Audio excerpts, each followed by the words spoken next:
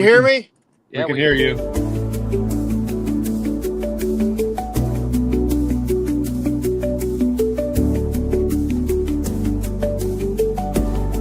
Hello?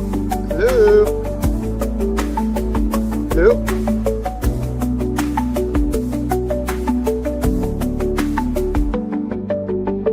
Oh, hello?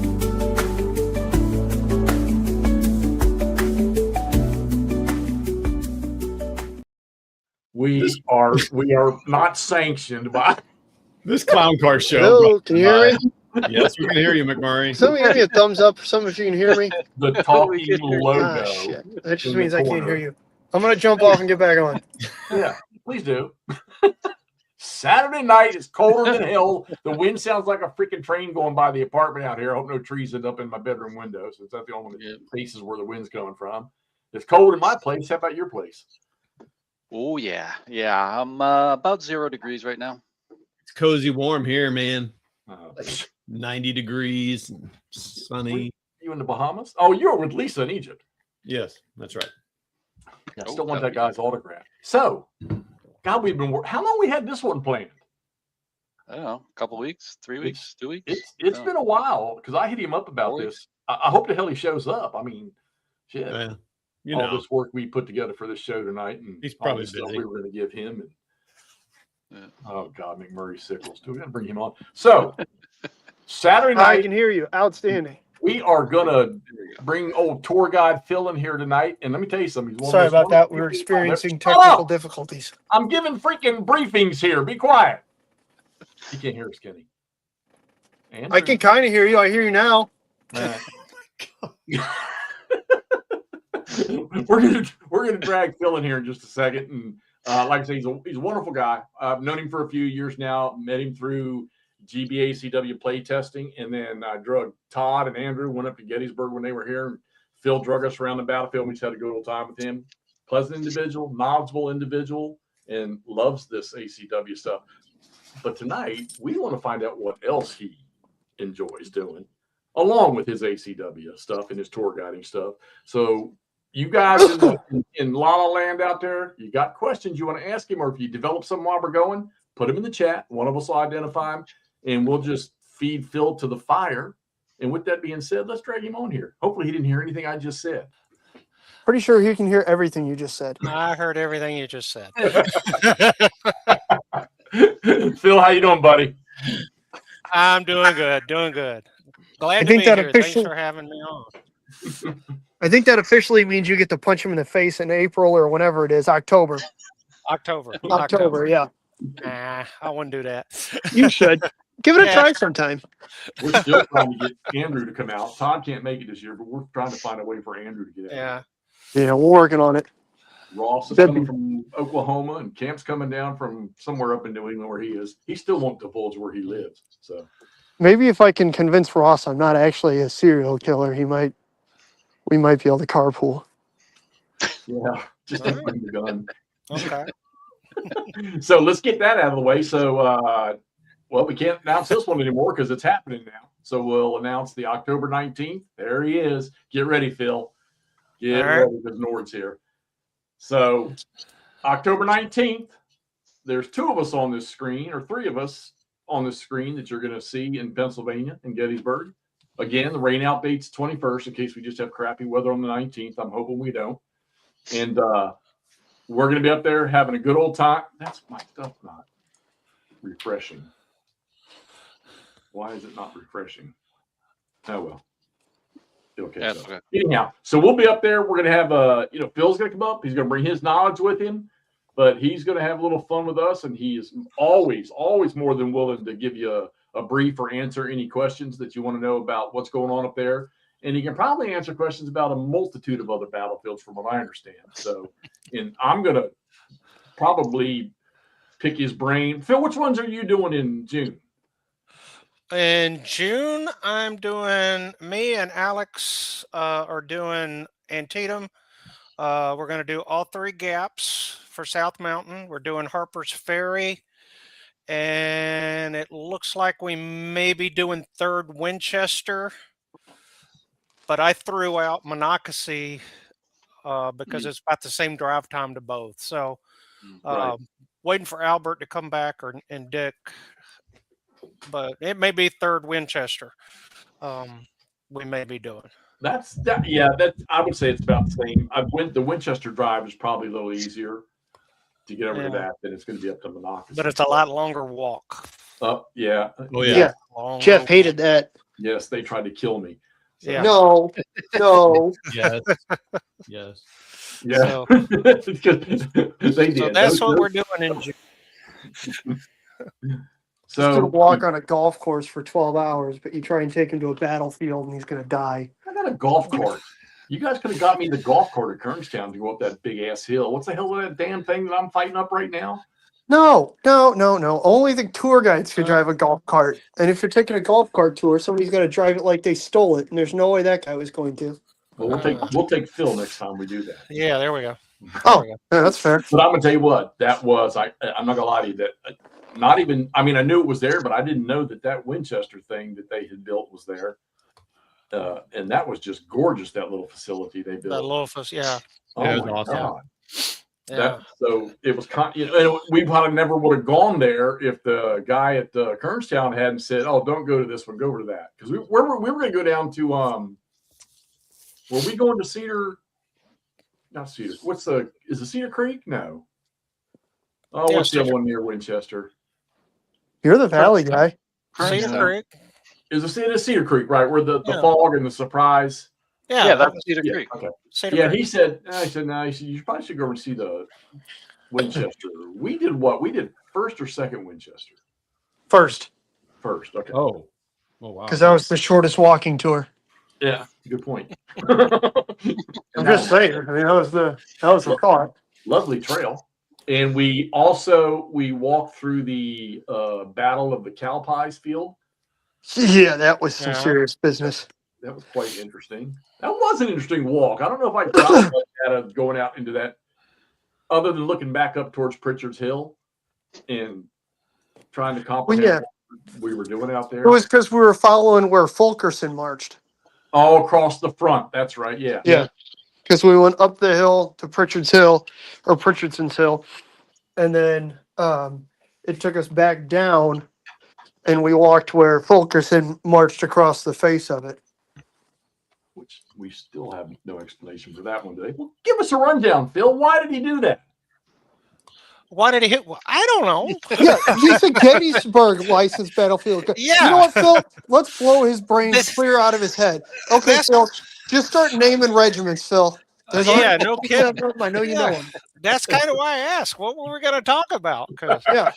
you know, Oh no, first no, no, no! Winchester- You were going to get the opportunity to preload. Whenever Jeff asks a goofy question like that, just yell out a division name and start naming brigades and regiments. I Okay. believe in you. Hey, I'm All good. right. I'm See, good. Phil, on- this is how it goes. See, you know, All right, we'll talk all right. about it. Okay.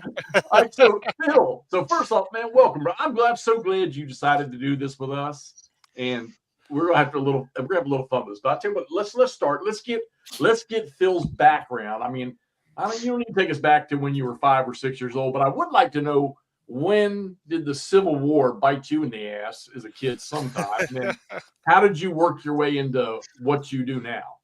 Well, it all began probably 1973, 74 time frame. We had moved from Alabama to Marietta, Georgia. And one afternoon, we as a family, we went to Kennesaw Mountain. Mm. And then we went to Big Shanty, and I got to see the general. And that's where it started. And over the years, you know, through through middle school, high school, I was really on a World War II kick, but I was reading anything and everything I could get my hands on. And then went into the Navy for 20 years, did a lot of reading. You know, had a lot of books. I read The Wilderness on a cruise, Gordon Ray's book on a cruise, and Shelby Foote's. I read all of those, you know, during that time. Was reenacting a little in the late 80s, early 90s as well, too, during the 125th anniversary.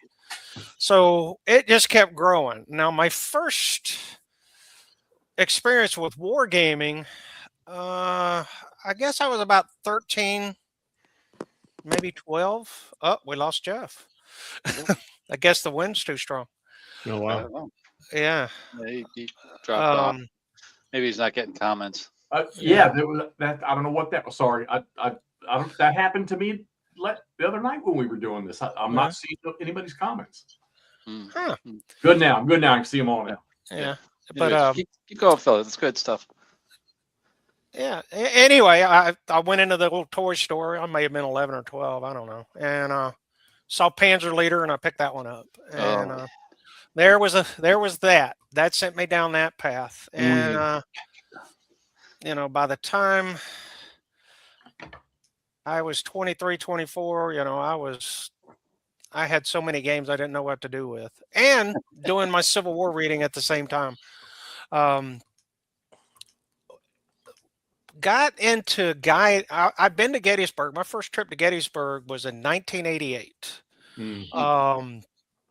They still had the old lamp on the Eternal Light Peace Oh, yeah. Memorial here. Oh, okay. They didn't even have the flame on that Yeah. year. Yeah, it came on that year, but I was there before they started it. And Wow.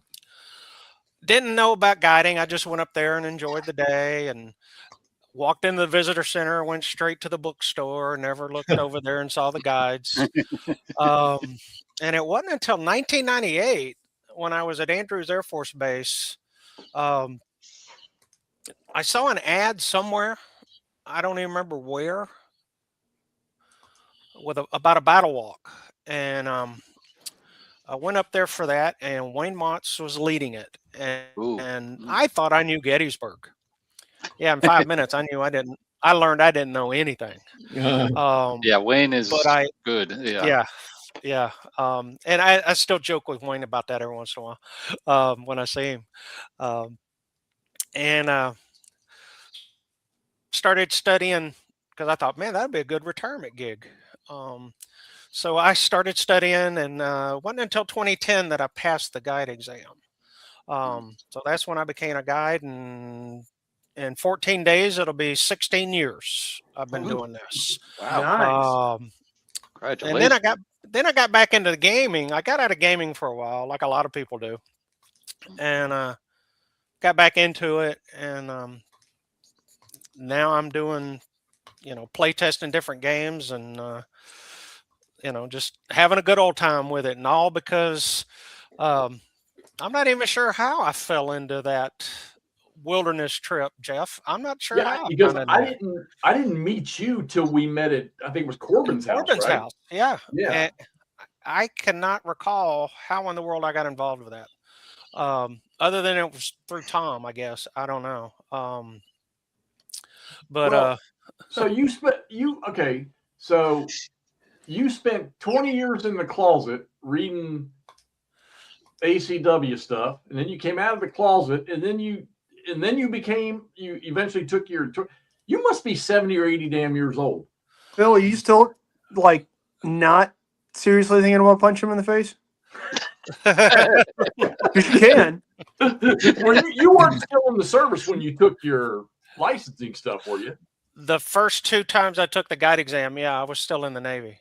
Now, so I saw a documentary about, because I remember they used to have, I don't know if they still do it or not, but it's been a few years, but I remember you could take an online test just to see what your knowledge was. Yeah. And I used to take that damn thing every year just to see how I stacked. But then I remember seeing a documentary about those people testing to become, and how deep and frustrating it can be, in the knowledge you have to even pass that thing nowadays. And that's just for Gettysburg. What about these other places that you sometimes will do stuff with? Well, those places I just go to and do them. Okay. I pull in all the stuff because I used to be, before 1988, I was a Western theater guy. That was what I focused on. Gettysburg and the Eastern Theater. I still believe this is not where the Civil War was lost. It was lost out west. Mm-hmm. And that's when I started shifting here. So a funny story, about 5 years ago, me and the wife are at Chickamauga. Yes, it was her idea.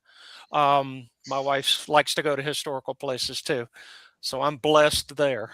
She works at one, so Yeah, so we're standing at we're we're standing at Brotherton Farm. I didn't hear that. That may get you smacked. We were at the Brotherton cabin there, and I started talking, and she let me go for about 5 minutes, and then she says, "Can you do this anywhere?" And so, yeah, I just pull from my knowledge of what I've read in the past. Of course, I read up on it, and currently I'm reading. I don't know if y'all can see this. I'm reading on Belmont, Yep. because I'm going to start play testing that game in a few weeks. So Nice. figured I better learn something about that battle. So because I didn't know much about it. So. Hey Phil, what was your first Civil War game? You said Panzer, but I didn't hear the first Civil War game. First Civil War game. That's a good question. Because I was actually trying to remember the order that I bought. So the first one, the Panzerleiter, then Third Reich. Jumped right in. What was the first? That's a good question. Terrible Swiss Sword or Gettysburg 77? That was it. That was it. 77? So the old one. Yeah, the Yeah. 70, the thin one with the black one. Yep. Yeah, yep. Yep. Was hexes or squares? That had hexes. Yep. That was the one that had that really nice, I thought was a really nice map. Yeah, it looks like a weather map because it's all like yellow and orange. And it had the 3 different games in it. The basic one, and then the intermediate. that's the best one of all. I actually think. the better one. Yeah. But yeah, we were in. Now these memories are coming back. I remember we were in Florida on vacation, and I had that set up in the middle of the living room. Oh wow! So I was playing that when we weren't at the beach. So that's awesome. Yeah, just playing solo, but probably Todd, playing. you and so Todd and Ross are fixing to do Chickamauga in the Great Campaigns of the American Civil War. Correct. They're going to be. Matter of fact, y'all are doing something tomorrow night, right? Yep, we're playing the first scenario in the pack. McLemore's something or something. Cove. We figured it was either Puppy Bowl, Super Bowl, or we do something, and decided to. Or the Toddy Bowl. It's Chickamauga Bowl is what we call it. Chickamauga Bowl. Yeah. Ross got it posted today. Yeah. That's a good series too. I play that one a lot too. All of us are in on the. We'll say we'll come back to that. So, all right. You live where you work the most, obviously. Yeah. What's the commitment? What's the time commitment? You get them all year round, or in the wintertime, does it just sort of shut down for you? Well, this year, I kind of shut down January and February. So I haven't had. I think I had 2 tours so far this year, whereas last year by this point I'd already had 10. Oh gosh. Well, and it was a personal choice for me, because I was doing tours out of the Gettysburg Visitor Center, and if the weather is inclement, i.e., we're going to get snow, they wouldn't give us the phone number so I could call the visitors and work out something. So it was just at the mercy of if they show up and how much snow we get. And that I just said, I'm tired of doing that. So I quit doing that. I did a tour day before the inauguration last year. We got 8 inches of snow that day.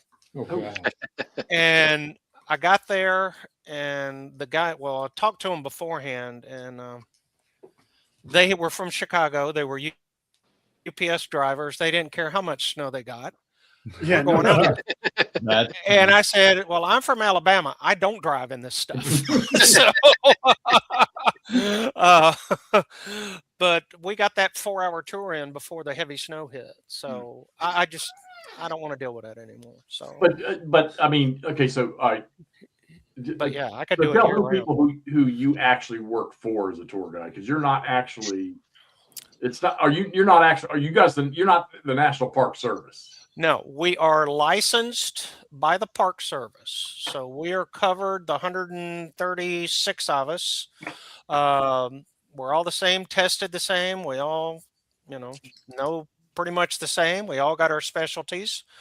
But we're licensed by the Park Service. We're covered by a CFR 36, I believe it is. I got it here on my desk because it's time to send ours in. And it's a government document that controls how we operate. We are the only guide force in the country that has this.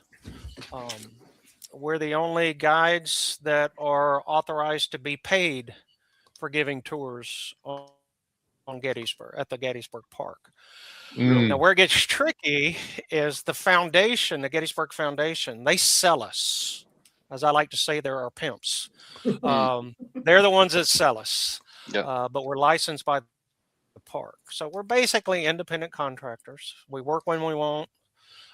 We work out of different facilities, things like that here in town, hotels, bed and breakfast, things like that. So once we get our license, we can pretty much go charge, as long as we don't charge higher than the superintendent says.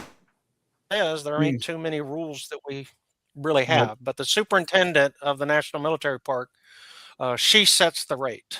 That's interesting. So yeah, for a 2-hour tour, it's $72 now, which per is pretty person or cheap just for the guide? per car.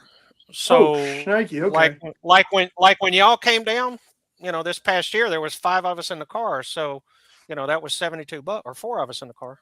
You need to start doing like Corvette club tours, so you can only get 2 people into a car. When the Carlisle group, when they have their Corvette show up in Carlisle, we'll have a bunch of them come down here.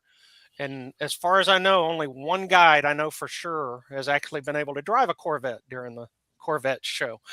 Oh, I just meant so that like you have 10 people in 5 cars. Well, that's what it is. Yeah. 2-seaters. Yeah. And we had a couple of guides that did for Bike Week. They did Harley tours. I was going to say, what about Harley tours? Yeah, they would do motorcycle tours, and then bicycle tours as well. I'm generally cars and buses is what I do. That's it. We'll get Jeff to ride a bike next time. Yeah. It better have an electric engine. Todd, did you put that question up? Now maybe we'll walk him up Little Round Top. Not yet. Yeah. We'll walk the bikes up Little Round Top. Then Jeff's going to show us his sick BMX skills getting back down off a Little Round Top. Yeah. I don't think we're there yet, Jeff. Okay. That one up later. Nord, in answer to your question, Nord, yes, I'll do it one time because I'm not walking back up afterwards. Phil, just real quick, Phil, you said, you guys all have the same, tested knowledge, obviously.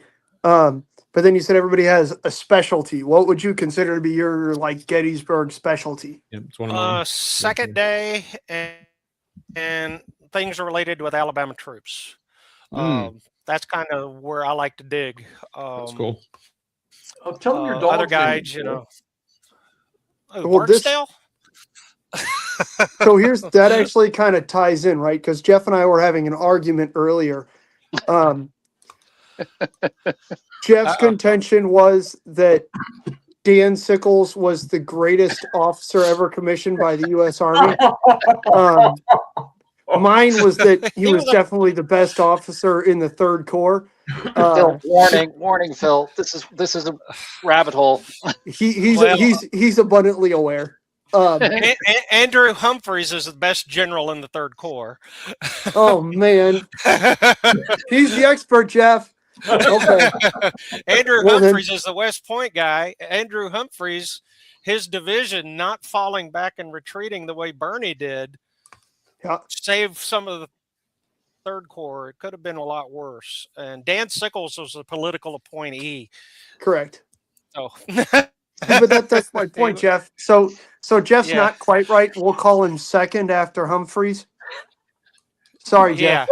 Yeah. Why does this remind me of all the memes I've been seeing with the kid and the pet dragging the mud in the house and the kids pointing at the dog? Yeah. Hey, it was a legitimate discussion Jeff and I were having. I just wanted to get Yeah. your opinion on it. Yeah. Andrew, did you hear what his dog's name was? Dan, Barksdale. Barksdale. that's awesome. That's an awesome dog's name. Oh, dude, that's an awesome dog name. Yeah. And he lives up to it at times too. He's a beagle. So Phil, about your specialty about Alabama troops, what's something that is you find very interesting about them particularly? Well, one, it's a hometown flavor, you Yeah. know, just finding out. So here's one I found, unbeknownst, yeah, that word. Yes. Captain Schaff, 15th Alabama, Company A. Hmm. So as the 15th Alabama is coming down Big Round Top, Company A is detached by Oates to go over the backside of the hill and harass the wagons and maybe capture the wagon. Mm. But Schaff, for whatever reason, doesn't, and he doesn't re-engage with the regiment when they're attacking the 20th Maine. And that was the only thing that William Oates, the colonel of the 15th Alabama, ever said derogatory about him. Mm. Well, Schaff was in the U.S. Cavalry before the war. He left, went into the Confederacy, and then after the war, he went back into the Union or the American Cavalry. He's out in Texas, New Mexico, fighting Comanches, and the Comanches, when they would raid or attack the U.S. troops, they would first try to run the horses off. Mm. And Schaff was one of the guys that that happened to, and he died of thirst Oh wow. somewhere out in the desert because his horse ran away. And I'm sitting there thinking about that while I'm talking about the 20th Maine and the 15th Alabama and how the 15th Alabama, they didn't have water. Their canteens were Right. gone. Oh And wow. ironic, you know, here he is sitting on a hill, probably thirsty, and he's going to die, you know, 15 years later in the desert, That's crazy. dying of thirst. Man, Yeah. good story, dude. I had a book. Buzzkill. It was just a small. I think it was a paperback. I remember I gave it to a guy down in Tennessee at a place I worked at, but I think it was called. I want to say it was called Oates versus Chamberlain or something like that. It's been so many years, but I remember I gave it to a guy that worked at a place in Tennessee that I knew. But I can remember it talking about.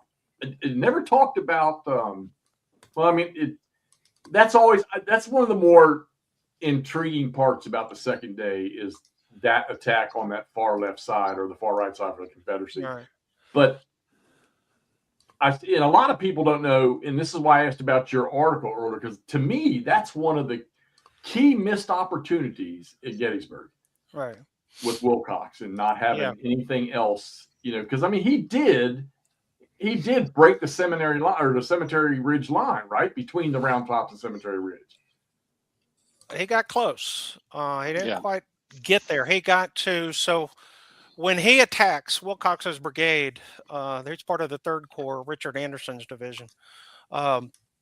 He shatters the line, the Sickles line there at the Klingel Farm and the Rogers Farm area, Sherfy Farm, and then pursues them down into Plum Run. Now, when they get to Plum Run down in the Cadore Thicket there, they stop to regroup, the same as Barksdale did on his right.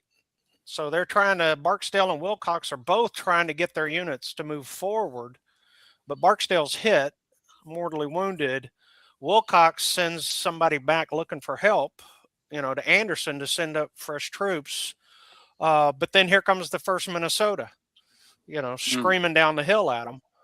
And you got the 111th New York of Willard's brigade hitting the 10th Alabama on the right. So when Barksdale pulls back, when the Floridians start to fall back, you know, Oates has got to fall back. So he comes pretty close, but he's not supported. And that was what my article is about that I wrote in Gettysburg Magazine. And I'm working on another one that I've got to get it done, or Dan Welch is going to kill me. Which is actually on Law's Brigade's attack. This is when I found that story about Schaff. That what Wilcox's brigade did is overlooked a lot. I mean, they tangled with the 1st United States Sharpshooters and 3rd Maine in Pitcher's Woods about 9:30, 10 o'clock in the morning on July 2nd. Yep.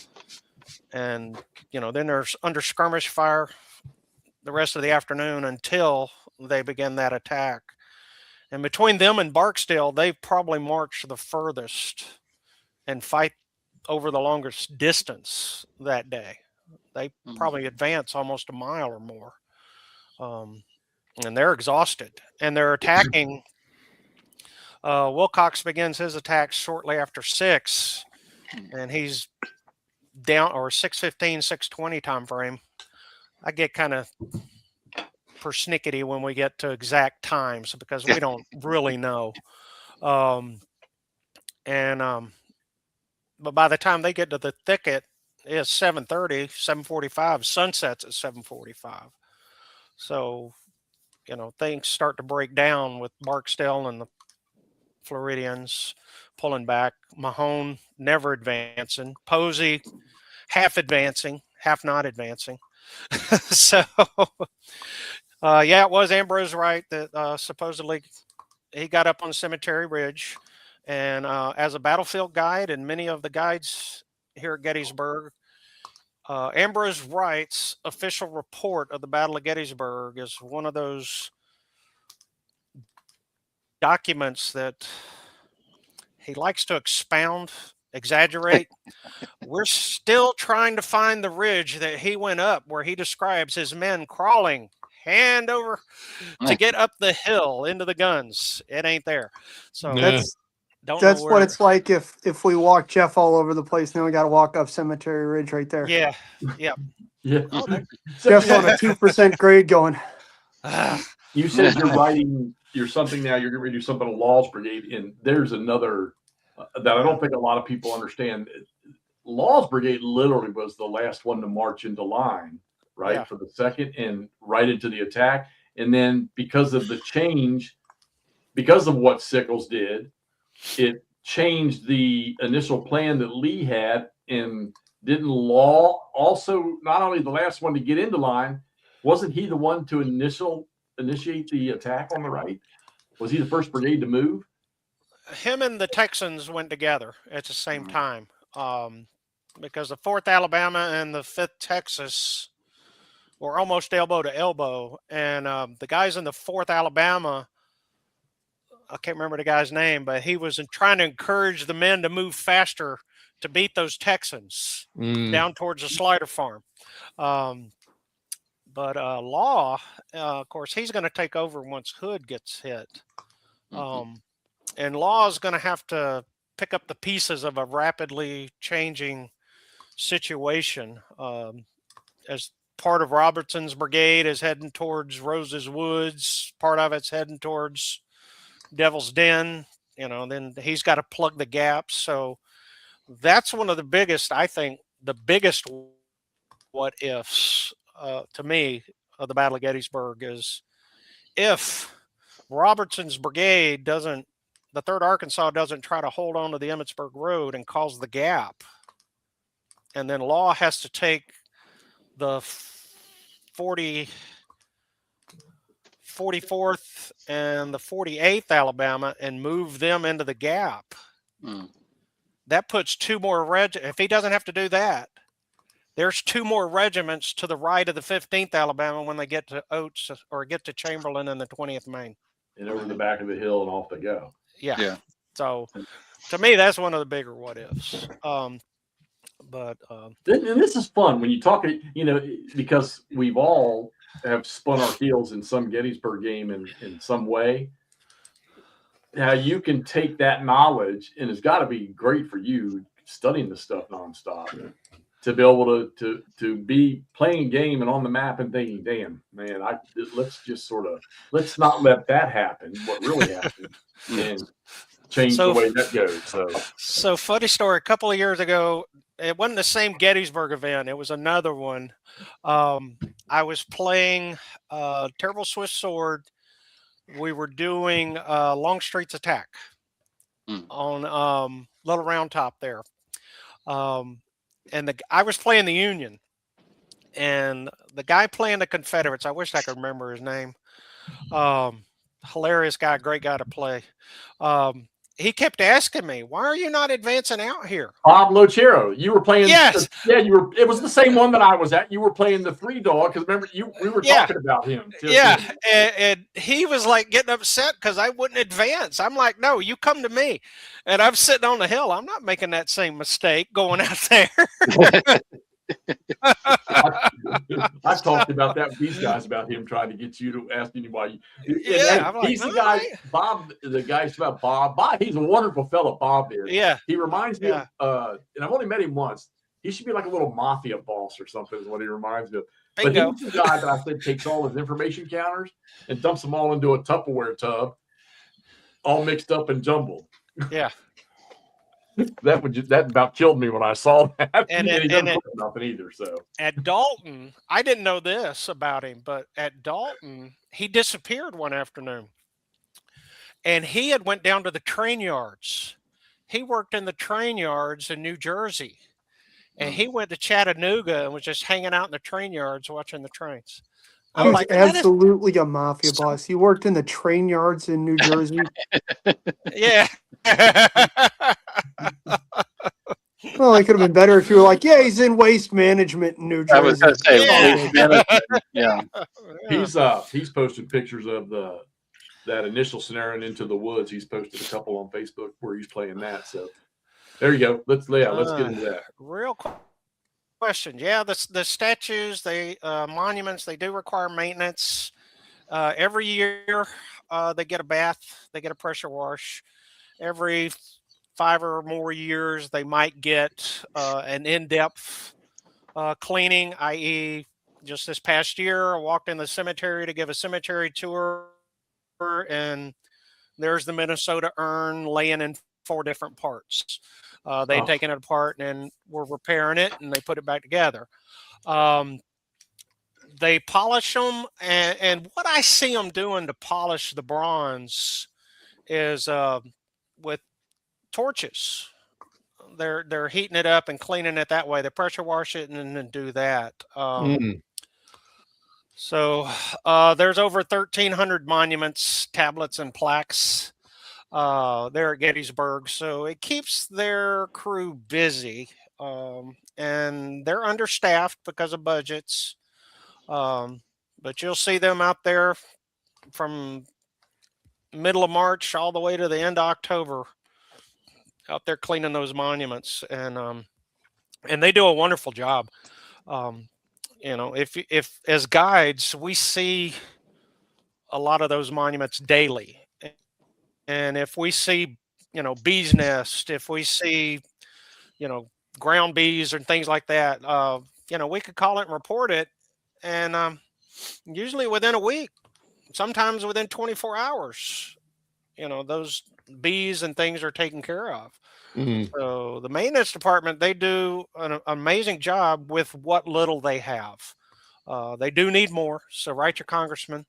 They do need more money here at Gettysburg to keep up that work. So It's so massive. I mean, yeah. So we many. talk about it all the time. You mean one day is just not enough for Gettysburg? No, Oh no, please. no. I always get asked, have you seen all the monuments? Well, yeah, it took me about 6 years to do it, but I've seen them all. So yeah. Oh yeah, I was telling these guys after we win, I was like, "Oh, you can do Gettysburg for years in a row and just focus on the first day one time, focus on the second day." Yeah, that's pretty cool. Yeah. What was the hardest part of the test for you? Well, I took it so long ago. You don't have to renew. You take it once. Once for you life. pass, you're done. Yeah. Yep. The hardest part for me, they had pictures. So they would show a picture. Like the black and white. Who's Yeah. this? Yeah. Yeah, who's that? Oh wow. Um, Okay. And it happened. That was the hardest part for me.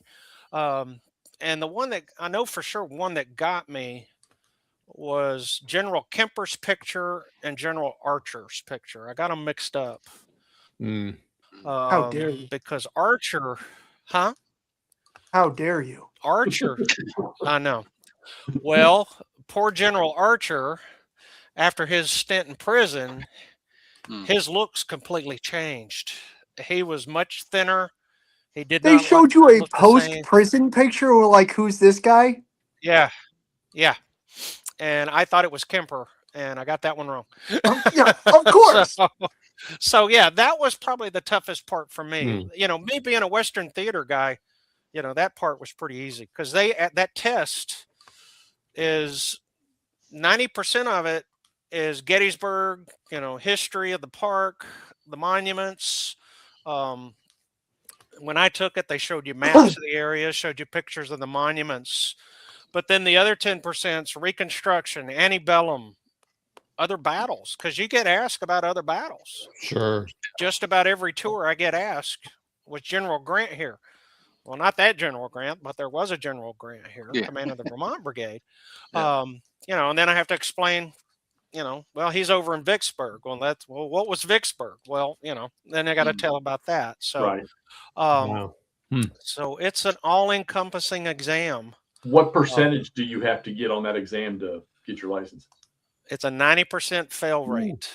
Oh, Jesus.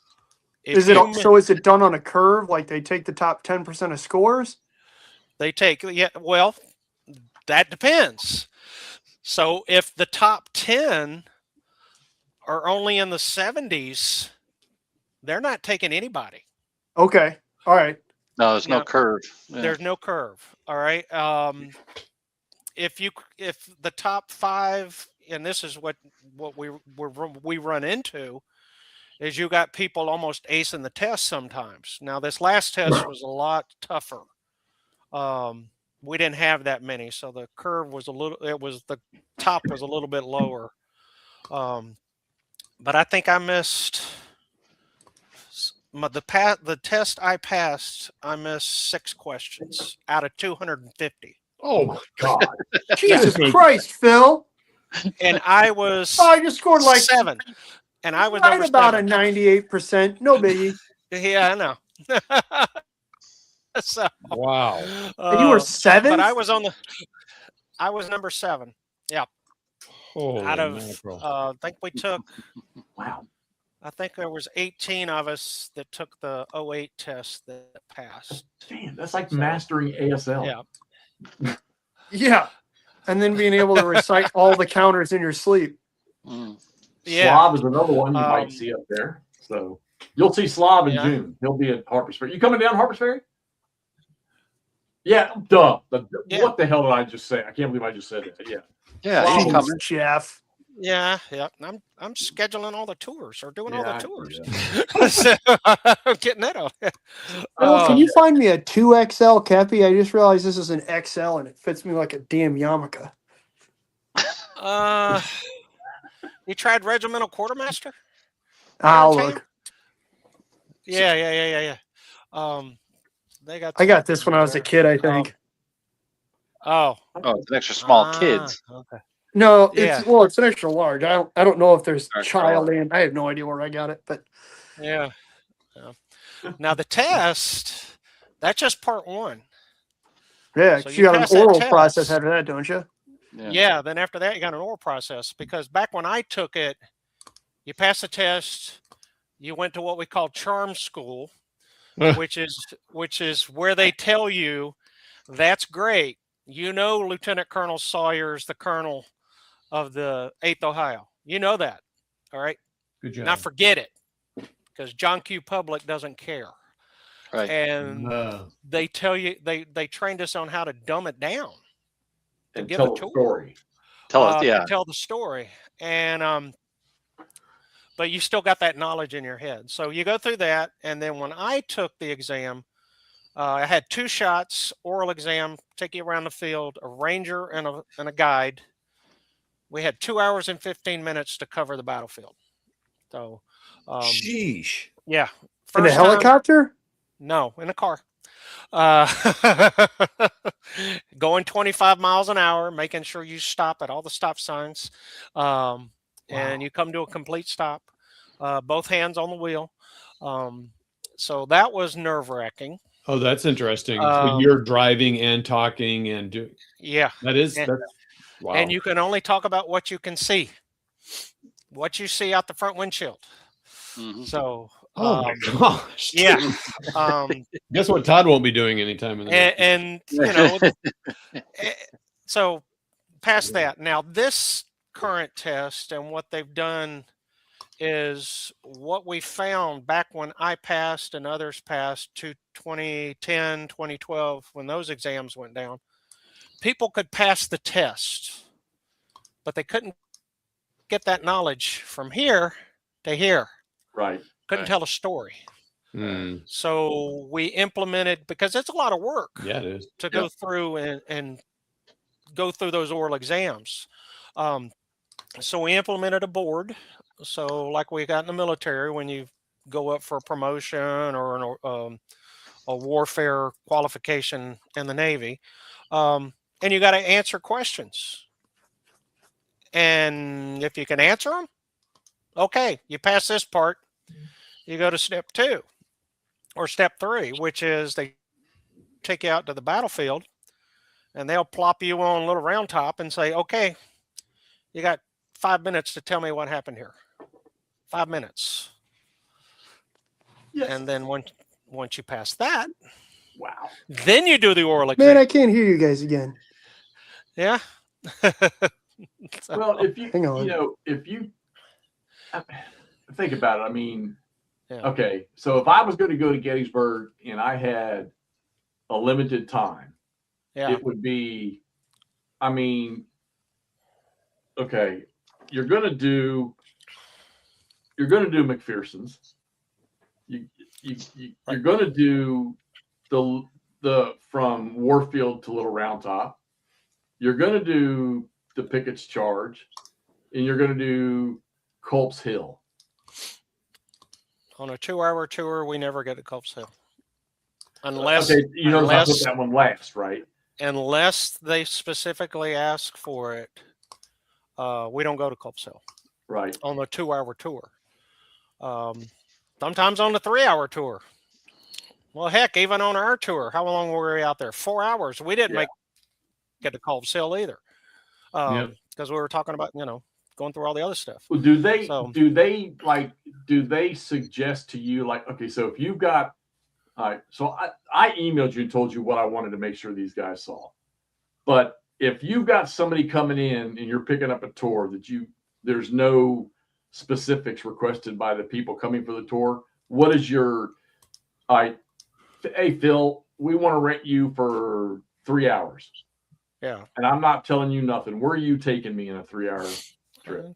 Taken to the Reynolds Marker, McPherson's Woods, the Peace Light, North Carolina State Monument, set up Pickett's Charge, set up day 2. Maybe, depending on who the people are, I might stop at the Virginia Monument. Otherwise, I go to the Peach Orchard, set up your hero, Danny Boy. Don't worry, McPherson specialized usually, yeah. And then we go to Little Round Top, and then Pickett's Charge, the other end at the Yeah, ankle. Cemetery Oh. Ridge. And, Yeah. So That's got to be okay. Well, when I talk to people that really don't have much knowledge of the battle, but they've been up there and love to go to the park. Oh, it's always Devil's Den, Devil's Den, Devil's Den.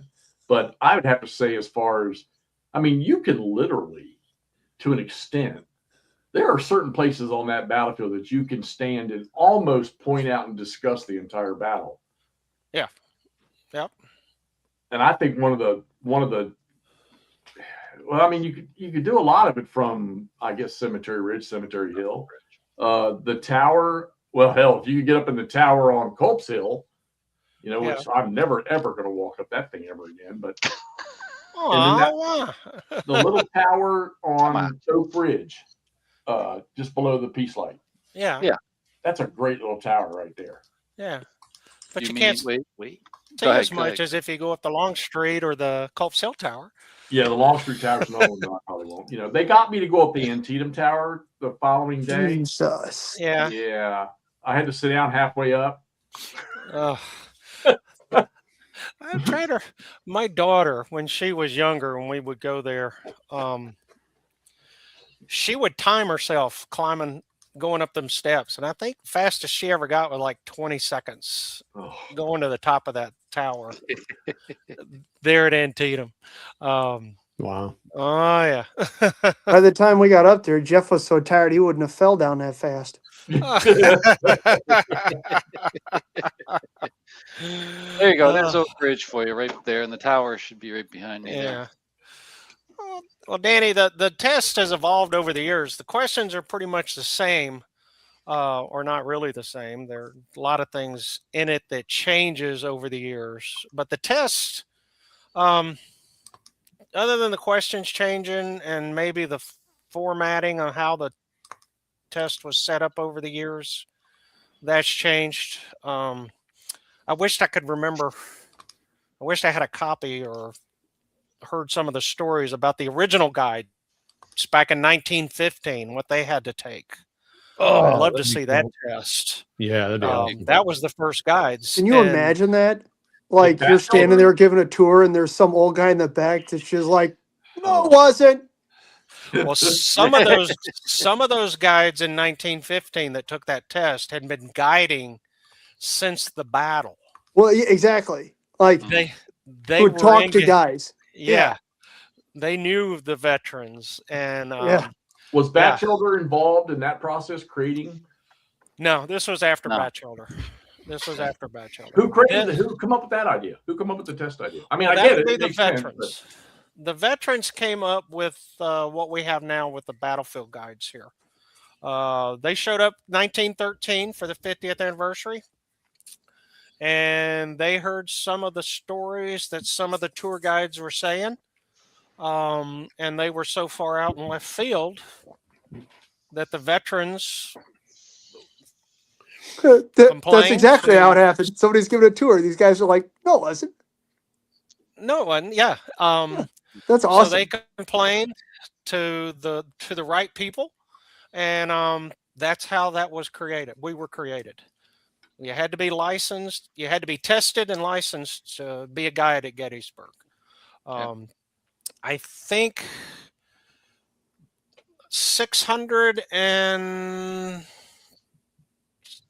605. I may be a little high, I may be a little low, but 605 guides from 1915 to now. Wow. Holy That's smokes. all we Legitimate, had. legitimate license. Yeah. Total. Wow. Somebody said there's been more people in space Yeah. than guides. Oh, So, yeah. so I Yeah. assume more guides are needed. How does one start the process? Well, that process is started by the National Park Service. Our supervisor, she looks at the numbers. She Mm, looks at the number of tours, visitation, looks at the number of guides. And then she evaluates it and decides when the next exam will be. okay. When I came on board back in 2010, we had 160 guides, which was a good number. We weren't too busy, but we were busy. But over the years, COVID happened. A lot of guides didn't come back. Not that they passed away, they just didn't come back. Right. So we got down to 128 guides before we gave this last exam. So, yeah, so there's been more people in space than guides. So she's going to evaluate it again. It'll probably be another year or two before we have another exam. Okay. But if you're thinking about doing it, start studying now. How do they because record keeping is always, that's always in question. I mean, we get all these people that Like I'd almost bet I could go over and grab 5 different authors on a specific period of time at Gettysburg writing about the same thing, and I'm going to get 5 different potential stories or bits and pieces that'll be different of little sections. I mean, how does for the testing, I mean, how does the park determine and validate what they're going to put on that test? Well, what we do is we'll have a group of guides that meet before the exam, and they'll decide what books they're going to use. And Coddington's book is our Bible. Mhm. So if you go by Coddington, you're going to do pretty good. Of course, you're going to fall asleep 500 times while you're reading it. Todd, where is it? I know you got it nearby. Where is it? Coddington's. I got 2 copies right over here. Send one to Jeff. He needs something to read. No, Send one we're to Jeff. talking the ultimate Jeff Bible can't that you forced read. us to Yeah. buy, Phil. I got my paperback copy is all highlighted from when I was studying, and then I got my hardback. It's pristine. So, but We're talking about the book that you forced us to buy. No, wait, I didn't get Coddington. I think you did. No, I'm talking about the other one. Oh, that The one. Atlas. The maps. the Atlas. It's a You gotta have beautiful that. book. That book's You gotta have insane. that. Oh, It is. Yeah, Oh. there you go. You got to have that. yeah. Do you know how many people Yeah. since we went to Gettysburg and we did a show after that? I guarantee you, no less than 20 freaking people that watch us have gone out and bought that book. Yeah. That book's incredible. And this is my copy that I haven't separated. When I Oh. have specialty tours, I'll make Pull out. copies of this Mm. and I'll give them to the people. Mm. Oh, That's cool. awesome. You know, so that's something I love to do as well. You know, I'll do a tour with people that got ancestors.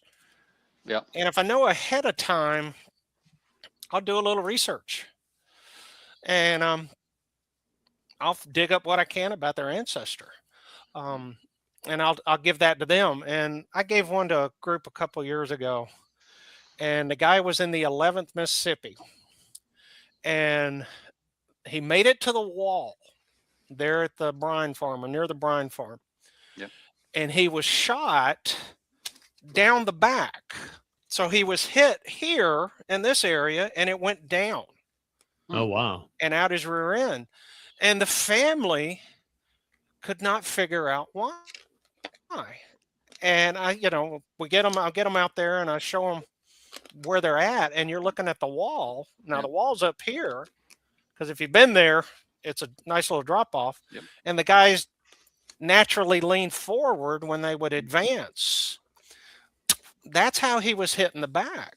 And maybe he was laying down or something. no, they're moving forward and he's leaning forward and that he got hit in the back that way. So Yeah, that Bryant farm, there's a you know. dip right there coming off of the farm, where the farm is, right behind it. It dips down right to Emmitsburg yeah. Road. So yeah, that Yeah. makes total sense. Yeah. So, little things like that. I love doing stuff like that. Putting people in those places where I can do some research and make those connections. Visitation is down. 1977, I think we had over 3 million visitors. Now, the average, of course, minus COVID, we're down high 800s, low 900s, thousands. Wow. Wow, I didn't realize that. That's a Visitation big has drop. gone way down. Yeah. Big drop. Yeah, It they don't doesn't teach seem like history it. anymore. Well, it doesn't seem like it because you go down there. I mean, I've been down there a number of times this year, and always seems busy, even Yeah. during weekdays. Yeah, Yeah. can you imagine that place with 3 million people with 4 times as many people Oh, No. wandering around? I went up there, like I say, that one time I decided to go up there on July 1st one time. And Yeah. of course I come down 30 and Yeah. I remember coming in to the McHare Ridge, McPherson's Ridge, and seeing all the little groups of look like 100 or 500 in each little group of little kids playing soccer. Just moving around Yeah. like a big bubble, in multiple different. And I'm like, I pulled up to where Lee's headquarters was, turned around and went straight back home. I will never go up there on a holiday, a weekend, or during the July 1st to the 4th. I just won't do it. Yeah. Which I imagine I'm probably missing a whole lot. I'm not a reenactor. I don't care for that stuff, but Yeah. you're probably missing a lot of golden opportunities though by not going up there. Right. Now my favorite spot on the field, I got a couple. Of course, the peach orchard. And I like the peach orchard because you can see everything. Yeah, You it's can another sit up the spot. entire second day from the peach orchard. Yep. I like going down, where the 15th Alabama attacked. I like that area as well too. Those are two of my favorite spots. That's cool. You know, Do you have a like favorite Culp's one Hill for? too. Do you have a favorite one for each Go ahead. the first and third day too? First day, I kind of like one of my favorite spots to go to on the first day is the quarry, Oh yeah. which is down by the Willoughby Run. Okay. You stop at the 7th Wisconsin Monument, and there's a trail that goes down to Willoughby Run. Now the quarry is inside a fenced-in pasture, but it gives you an idea of, this is what Brockenbrow was talking about as he's advancing, why he's got to split his brigade a little bit to go around this big hole in the ground. So that's one of my favorite spots on the first day. Third day. Yeah, that's an awesome spot there. Now that they got the other side of the Yeah. stream protected, it's Yeah. going to be even better. Yeah.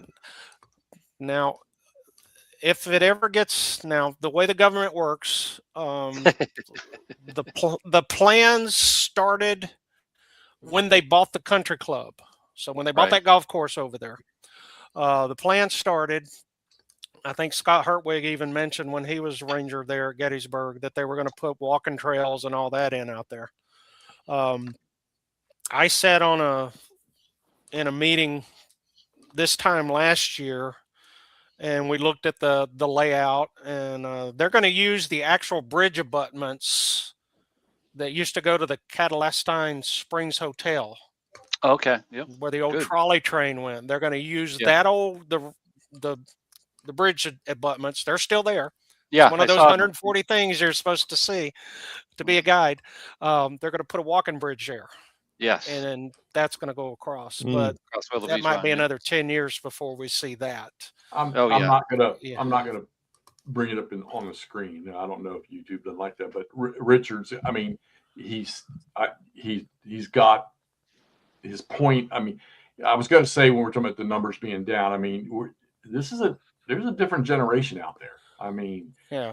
one of the things you hear about is they don't teach history in school, the history that we all were taught in school. Right. They don't do it anymore. And I think, and I mean, all right. So Todd, let me ask you. So granted, I know you're a couple years past being 17 or 18 years old, but I'm still one of those people that believes, and I think Todd for me is a great example of it. He went to Gettysburg for his first time, and it flipped the script for him completely on, just in the gaming, just watching him gaming, what he's done, what he's doing now with Civil War. And I keep asking myself, what if I took a 15-year-old or 16-year-old or a 10-year-old or a 12-year-old up there? And I know there's kids that go up there with their parents all the time. I'm sure, and I know there's probably field trips, but I'm wondering, does Gettysburg still have that same effect on today's younger generation that it did on us when we first got a chance to see it? And I can't say that I can witness that because I haven't done that. I remember I used to take my granddaughters up there, but they were, we want to get in the pool. We want to climb on the rocks at Devil's Den. That's where the story started. Or I want to go to the Land of Little Ponies. Which is closing, by the way. Yeah.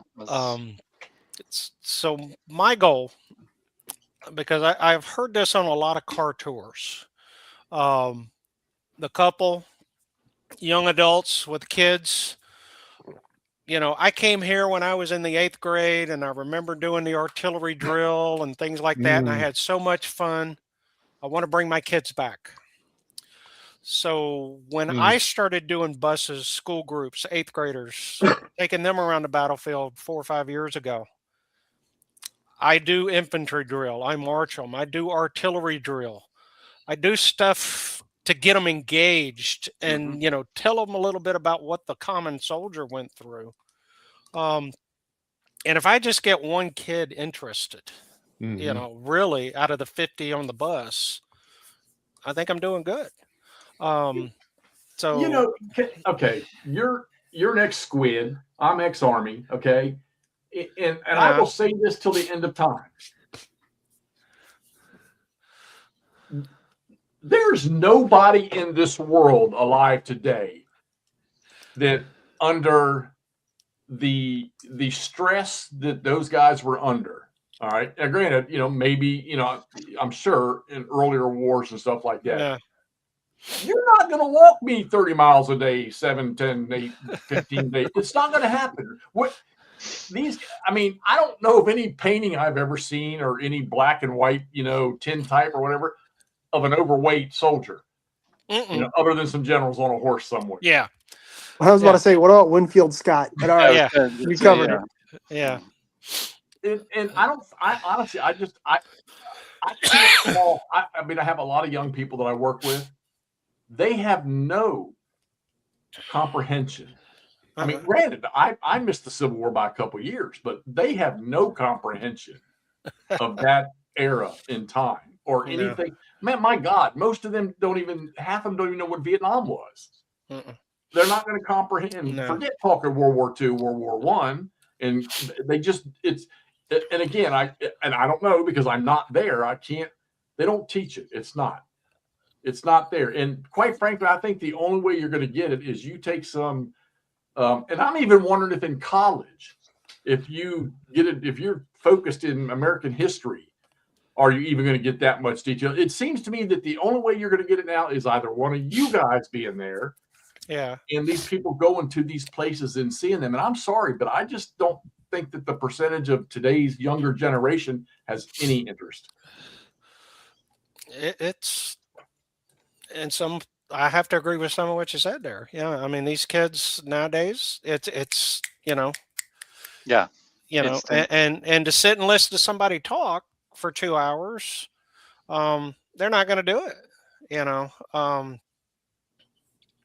They're not going to pay attention. And that's part of our struggle as guides, is keeping the kids engaged. We have groups, when it's a rainy, snowy day and it's cold, we don't get off the bus, and it's hard to keep those 8th graders entertained. Oh, wow. Yeah. On a bus because the windows fog up, and it's hard to do. Funny story. I had a group from Tampa, Florida. It was January. What the hell did they come north for? Yeah. and the chaperone insisted that we get off the bus. And I said, you realize it's 26 degrees out there. And we're getting off the bus. So we did the first day. We stayed on the bus. And as we're going down Cemetery Ridge, he grabs me and he says, we are going to get off the bus. I said, yeah, we're going to get off at the Virginia Monument.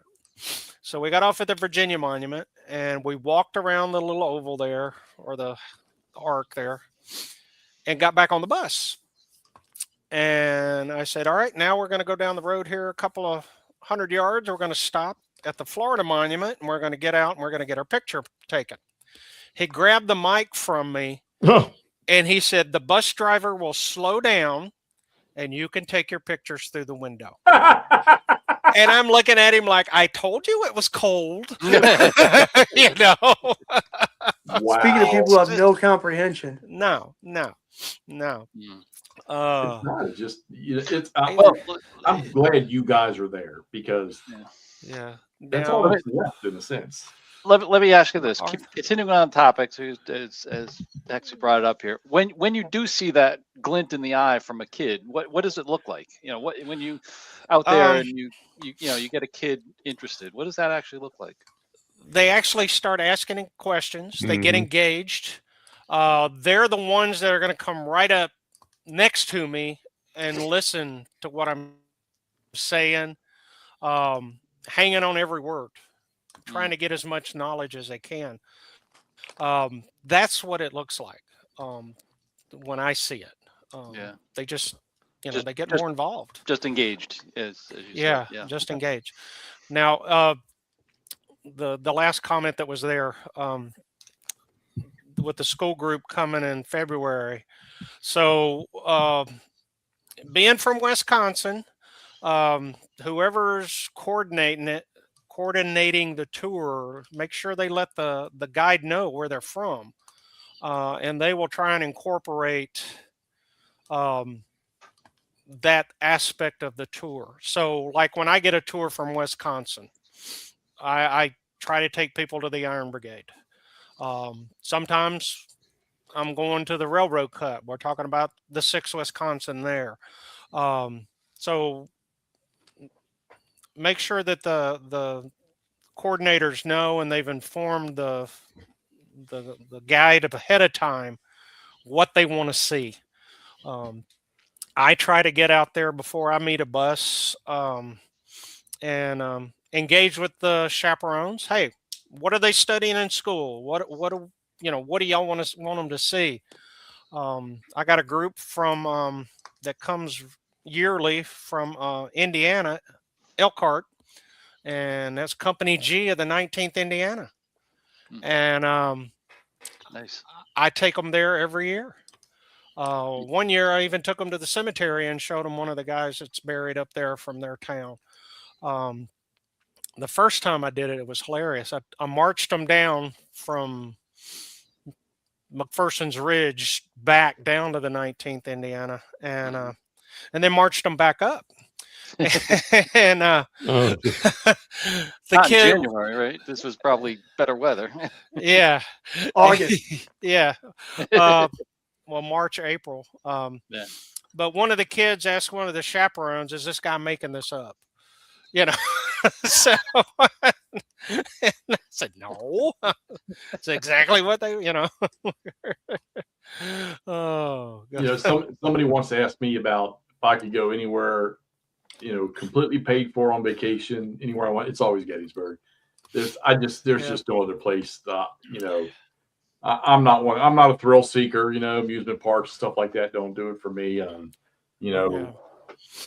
Just to go up there. I mean, but I like to go down and see some of the battle stuff around Atlanta. And I mean, I've been to Atlanta a couple times for some training.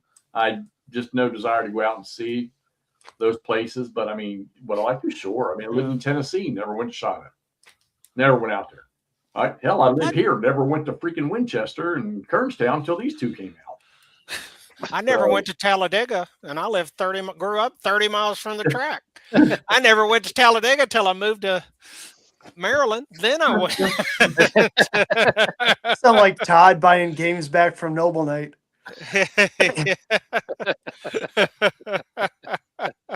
All right, so now I want to get in. See, look at this. We've just been see what I tell you. Give us 15 minutes, and we'll just start bombarding you with. Yeah. And I guarantee you that in everybody's mind out there, and a lot of people out there, there's probably questions in the back of their head. They just haven't typed them in there yet. And I would think that everybody out there, if they haven't been, or even if they have been, want to go to Gettysburg. You want to go to get it. Yeah. I'll never change my opinion about that.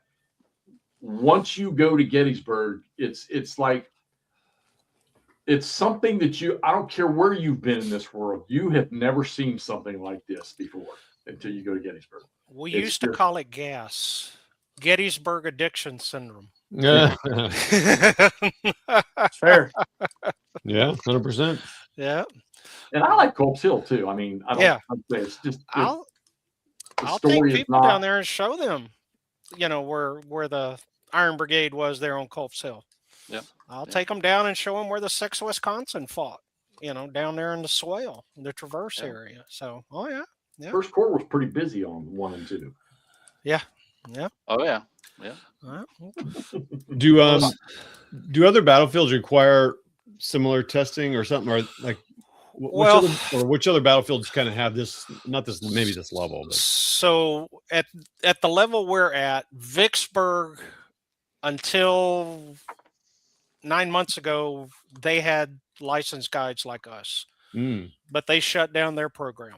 Oh. Oh, wow. They only had 25 guides. Yeah. And they do not have the visitation that we have. And Yeah. so it was because of budget cuts and staffing, they just cut it. Now those guides will still be there, but they'll be working out of Chamber of Commerce or something like that down there. Oh, okay. So it's yeah, they're still going to be. Independent of the national Yeah. Antietam, they're certified guides. The parks, they're tested, I want to say, by Western Maryland Historical Association. Okay. And the Park Service agrees to use them. Yeah, except their damn museum is empty. Yeah. They Yeah. still ain't fixed that leak. I That was was- just up there a couple of weeks ago. That was supremely disappointing. Like, Yeah. there's because they left everything except for the artifacts there. Yeah. So you're reading about this thing, and you look around like, where is it? Yeah. No, Yeah. not there. Yeah, that's Yeah. pretty weird. Yeah. Yeah, they got problems with that building, big time. Was- All they Yeah. pulled out was the artifacts. Yeah. Jeff's trying to find that $100 he owes me. Hey, I hope you didn't spend that money I gave you up in Gettysburg because I made that morning before we got You up there. did? All right. Well, we got away with it. So Antietam's got some. Chickamauga, I've heard, is starting. I've had a few people talk about those guides. Central Virginia has a group of guides as well. They cover Spotsylvania, Fredericksburg, all the way down to the 7 days. Mm. So Can you imagine trying to have like that level of knowledge for just say, oh, I'm a Shenandoah Valley guide. Cool. Here's like 80 engagements for you to understand over the course of 5 years. yeah, yeah. I did a wilderness tour for GBACW last year at Fredericksburg. Mm. I did Spotsylvania too. Did 2 walks down there for them. So God, that'd be cool. oh yeah, we had. I got there late. I wasn't there for the first part of that event. I was there for the second. I got there on Wednesday, and everybody was gone, just about. So Yeah, that's usually the case. But that Everybody was a goes- fun little event. So Yeah, I hope I did. yeah. I'm And I looking like, for something. like we were talking earlier, I do all this reading and research, and then I go and play a game, and I can look at the map, and I can, yep, you're gonna need that. You're gonna Hey, need that. I would have never got this if those two hadn't have said something. Let me tell you something, man. Yeah. We had so much fun with you at Gettysburg. Yeah. And then we went to Antietam, and I had not, like I say, Antietam's 15, 20 minutes for me, and I hadn't been there in forever. And we had such a great freaking time. And everybody, and see, Phil, I haven't talked to you since then. Where was it? The Westwood? Yeah. Over to where Early was, where the fingers are to the left of the pike by the Yeah. cornfield. The Westwoods. Yeah. Where we ran into those guides. Yeah, there were 2 guys sitting there, older fellows. It was And- awesome. Oh man, they were just sitting there in lawn chairs. There was nobody there in that area. They got up out of their chairs, gave us briefings, talked to us, answered questions, and they were not park employees. Oh wow. They were just 2 dudes living their best life, hanging out. Yeah, hanging out at the battlefield. It was cool. It was fun. But Uh, yeah, well, I went to the bathroom, and when I came back out, the guy was they had told the guy that I was ex-military, and he was handing me my card. And I'm like, I never knew this. Yeah. Oh yeah. Yep. So you Yeah, people out we- there, if you're we've- ex-military and you go to one of these parks, ask about your Yeah. because some places you got to pay.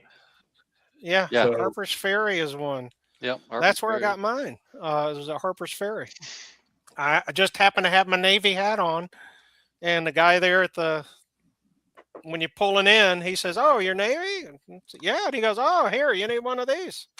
Yeah, so I was like, "Great, don't have to pay this $20 anymore." All right. That's Jackpot.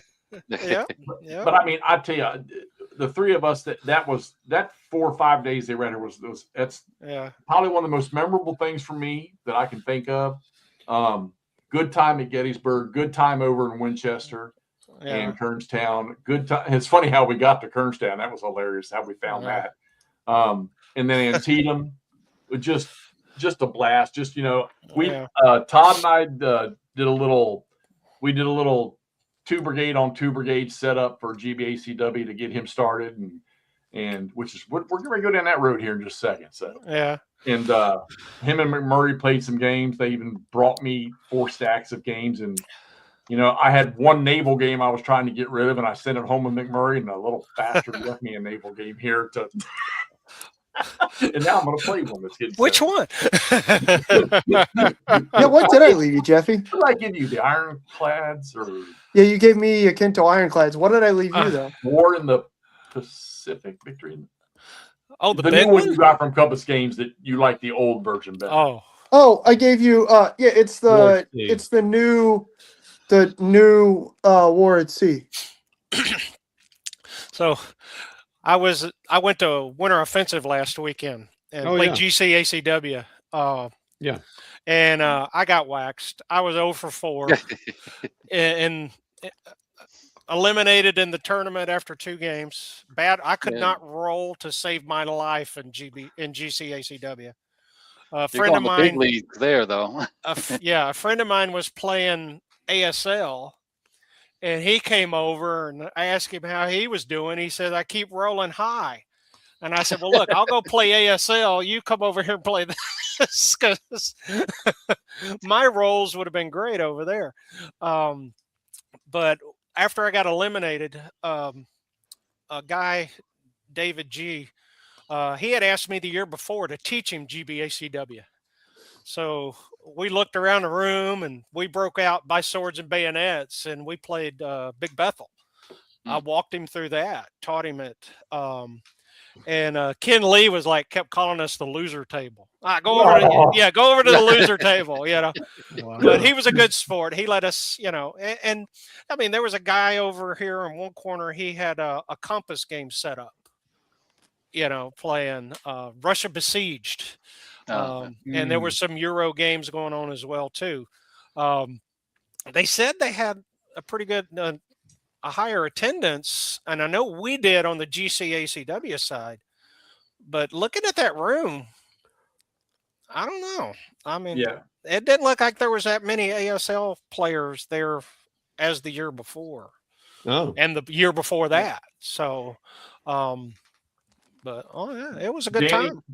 Danny, we're going to save that question. We're going to make him answer that question later. Yep. Right? Okay, let's pop this thing off real quick here because you and I were talking about it before we started. So for those of you out there, so the first time that I caught Phil doing something internet-wise was he did something for Stuff Writer up on Oak Hill, and you can find that on YouTube.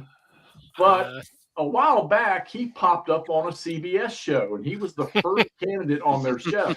So while I'm not going to ask him to give us the down low and dirty guts of that, Dancing with the Stars, baby. I want to know how that happened, how that came to be that you were part of that. Okay, so the day of the exam, December of 2 years ago, I was at registration. So I can't even remember the alphabet that were coming to me and checking in with me. I gave them the exam, and then they went to their rooms. And the reporter, he walked up and asked me something, and I don't remember what it was. And then he walked off. And so we get all the exams handed out. All the people are in the back getting ready. I'm helping to clean up. I'm the last one there. And he grabs me. And he starts talking to me and asking me questions. And I'm assigned to a room. And I'm talking and trying to get away at the same time. But I went and got away from him, went and did that. And he got a hold of me later. He sent me an email, and next thing I know, I'm giving him a tour of the battlefield because they wanted to know, what it was like to get a tour. So I gave them a tour, and that's what you saw in the video. And then we went over to Devil's Den, and I showed them. We went to the sharpshooter spot there in Devil's where the Den. picture was taken? Yeah, where the picture was taken. Well, we actually went down to where he was originally killed. That guy Okay. was killed and before they Before he drug him got up. drug up. Triangular field, yeah. So, we were down there doing some talking, and then that was pretty much it for me. That was my part. And then he left me, and he was actually going to interview Frazanito after they talked to me, Bill Frazanito. Oh, So they shot the rest of that, and I didn't have much interaction with them after that. So he contacted me a couple of times, but that was it. That was how I got roped into that. So it's kind of interesting that how that even occurred. I mean, yeah. I would have never expected to see CBS's tag in front of something that that. What started it was a month or two prior to that in the Wall Street Journal, there was an article, and they interviewed 3 people studying for the test. Oh. All right. So that's what sparked CBS's interest, I guess. That's why I think I saw that documentary about the test, because there was a woman that she had tested like, I don't know, 5 or 6 times or something. Oh, yeah. And she finally passed it. Yeah. Oh, was that Judy, the one at the end? I can't remember. Yeah. She was the only female that I remember seeing in that. It was. Yeah. Now Judy, she passed it, and her story that was kind of similar to mine. She just happened to be in the wrong place at the wrong time, and they actually wanted to ride in the car with her for her test. Mm. Oh And gosh. She told them no way. Yeah, no Yeah, way. no shit. Yeah. You're already under so much pressure, and now you're Yeah. on. You want Yeah. to look So- good doing it. So Now what in they- front of no one. Yeah. So what they did was they set up, they knew the route and they knew the day she was going to take the exam, and they just filmed her from far away. She was surprised when she walked out the door and saw him sitting there. So Yeah, I would be too. yeah, but that was a neat little experience. I have fun with some of the people. They're like, oh, we saw this CBS thing, and oh, great. You don't recognize me?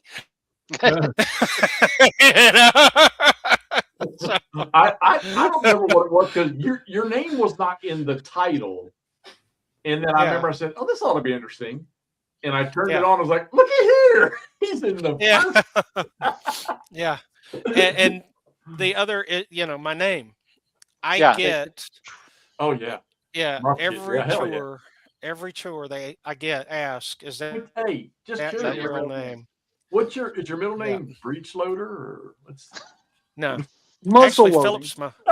Phillips my little middle name. Still Stephen Phillips. loading musket. Yeah. Yeah. Phil rifled musket. Yeah. Outstanding. All right, so Yeah. I want to ask you one more question. Then we're going to talk about what we all love to do. So, Yeah. I have one more before we migrate. go too. ahead. Go ahead. Fire away. No, my point is I was going to kind of wait till the end of the whole thing, because it occurs to me I should have asked this right at the start. If somebody is visiting Gettysburg, right, and they want to get a tour with Phil Musket, is there a way for them to do that, or are you guys just randomly assigned? Well, as I'm looking for the phone number, so you can call. Let me find the phone number here. I may have to go get my. We need to put this in the video description or something, Jeff. Yeah, let me grab my phone real quick. Hold on. In the description when I post. I meant to ask this right at the start, and it completely left my mind when I remembered you talking about Sickles being the greatest officer ever. Yeah, you disappeared when we discussed that while you were away. Yeah. What, when you booted me and you did your little techno magic so I couldn't hear anybody? All right, so they can call the Association Licensed Battlefield Guides. The phone number is 717-337-1709. All right, they can call there, or they can call the Gettysburg Foundation at 1-877-874-2478. Okay. And if I'm busy, there's, like I say, there's 134 other guides that are just as good, or if not better than I am. Thank God. If you're busy, they'll come back a different day. Yeah. Well, I think what would be cool is you're going to get just slightly different perspectives on stuff. Like you said, everyone's got an Yeah. interest and a Yeah. Everybody's got their own specialty. thing. So Yeah. But Phil, can they actually say, "Hey, I want Phil Musket because I saw him on this"? They week"? can, but if if I'm already But if you're booked, busy, if you're Yeah, busy, that's yeah. but 'Cause I they can make the request. because Or you Judy can take the Hexy approach and just bypass all that shit and email him. just emailing. Yeah. So Judy and I both. Judy was the one at the end of the CBS special. I was at the start. Both of us were getting calls to the or tours through the foundation where people were Mhm. specifically, "Oh, we want that history teacher. Oh, we want Phil." So yeah. So, but Come on, guys. Phil's buying a boat. Book your tour. Richard, I- it's not. It's a maneuver game. Yeah, I suppose you could do that with any of the, if you knew another licensed battlefield guide, you could Yeah. ask their name too. So yeah, it's anybody. like we were talking the Iron Brigade stuff. Yep. Richard Goodcoop. He's a guy that knows it. 11th Corps, Stu Dempsey. Those guys. And Stuart Dempsey, he's our 11th Corps guru, but he also does tours. He gives tours in Europe. Oh, Band of Brothers tours, Ardennes tours, Battle of the Bulge, things like that. That's Nice. wild. Well, as far as So, yeah. YouTube goes, there's only there's maybe 4 or 5 of y'all that I see. Of course, everybody probably knows Matt Atkinson. Yeah. no doubt. And there's Flock. Is his name Flock or? Yeah, I know who you're talking about. Yeah. You see a lot of him. He's not The a guy Gettysburg. that I actually learned that Huger's name was actually Hughie, old scruffy guy I haven't seen him in a long time, but Yeah. I see some stuff from him. Those are the ones you see at the talks that they do, Yeah. the winter talk, Yeah. the winter lectures. Yeah. Which I haven't watched many of them. I need to watch all the ones they've done this year. So Yeah. Okay. All right. Away from what you do tour guiding and away from gaming, because we're going to talk about gaming here in a second. You and the missus, okay? Easy. Other hobbies outside of this historical? Oh, okay.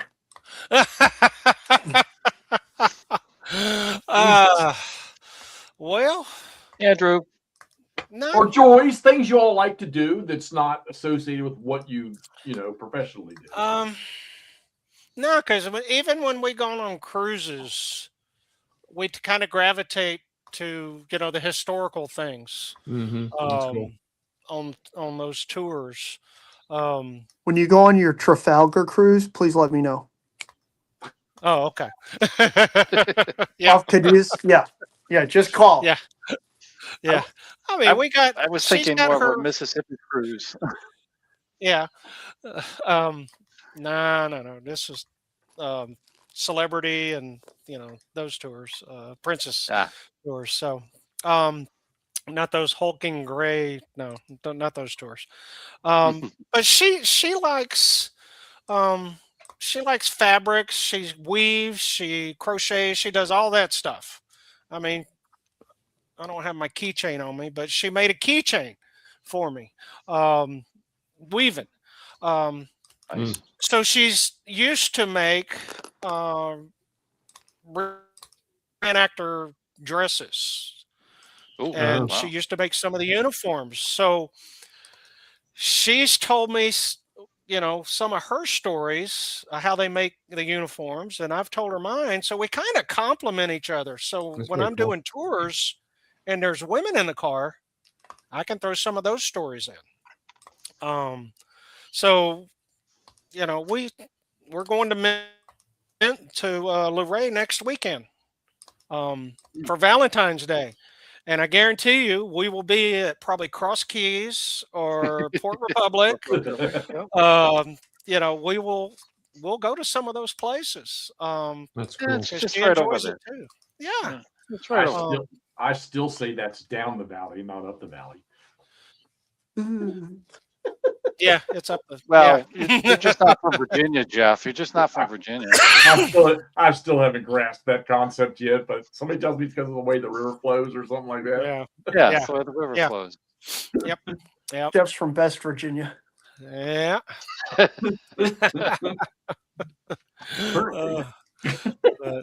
We went to Dalton. It was the same trip we went to Chickamauga. It's been 4 or 5 years ago. And it was 100 degrees. We did Chickamauga in one day. We planned for 2. We did it in one day. It was so hot. And we drove down to Dalton to the Historical Society. And we got to talking to the lady that runs the Dalton Area Historical Society. And she took my wife and I up to the attic, and she showed us all of this chenille fabric, stuff that they made. Yeah. And we were talking Civil War, and they were going through all this chenille, and all of their buildings were closed. I think it was a Monday or something we were there. And the lady just said, fine. She said, pack all this up. I'm going to go show you all the historical houses here in town. And she took us and opened up every one of their historical places and let us walk through it. Oh, wow. Joe Johnston's headquarters, where Pat Claiborne said, hey, why don't we arm the blacks? Stood in the same room where that happened. Wow. Took us to a couple of other houses around there. It was just an amazing trip. And it all because, Civil War and fabrics. Boom. Next thing I know, I'm standing in the same room Joe Johnston was standing in. Patrick Claiborne, who's one of my heroes of the Civil War. Living the dream. So yeah. Another overlooked general, I think. Yeah. Cool. Oh yeah. Yep. Where he attacked, what was it said? Where he defended, no one took. Where he attacked, they didn't stay, except for one, and he fell there. I was going to say the last one. The one that probably shouldn't have happened. Yeah, that was Shelby Foote's book, where I remember reading that. Yep. How about the Appomattox? You ever venture that way? Yeah. Yep. Her and I went down there 2 years ago. And it had changed a lot since the last time I was there. Last time I was there was 1990. When I surrendered. It was 125th anniversary, and I was there at the reenactment, and she said she wanted to go, and I said, I ain't going back there. I've already surrendered.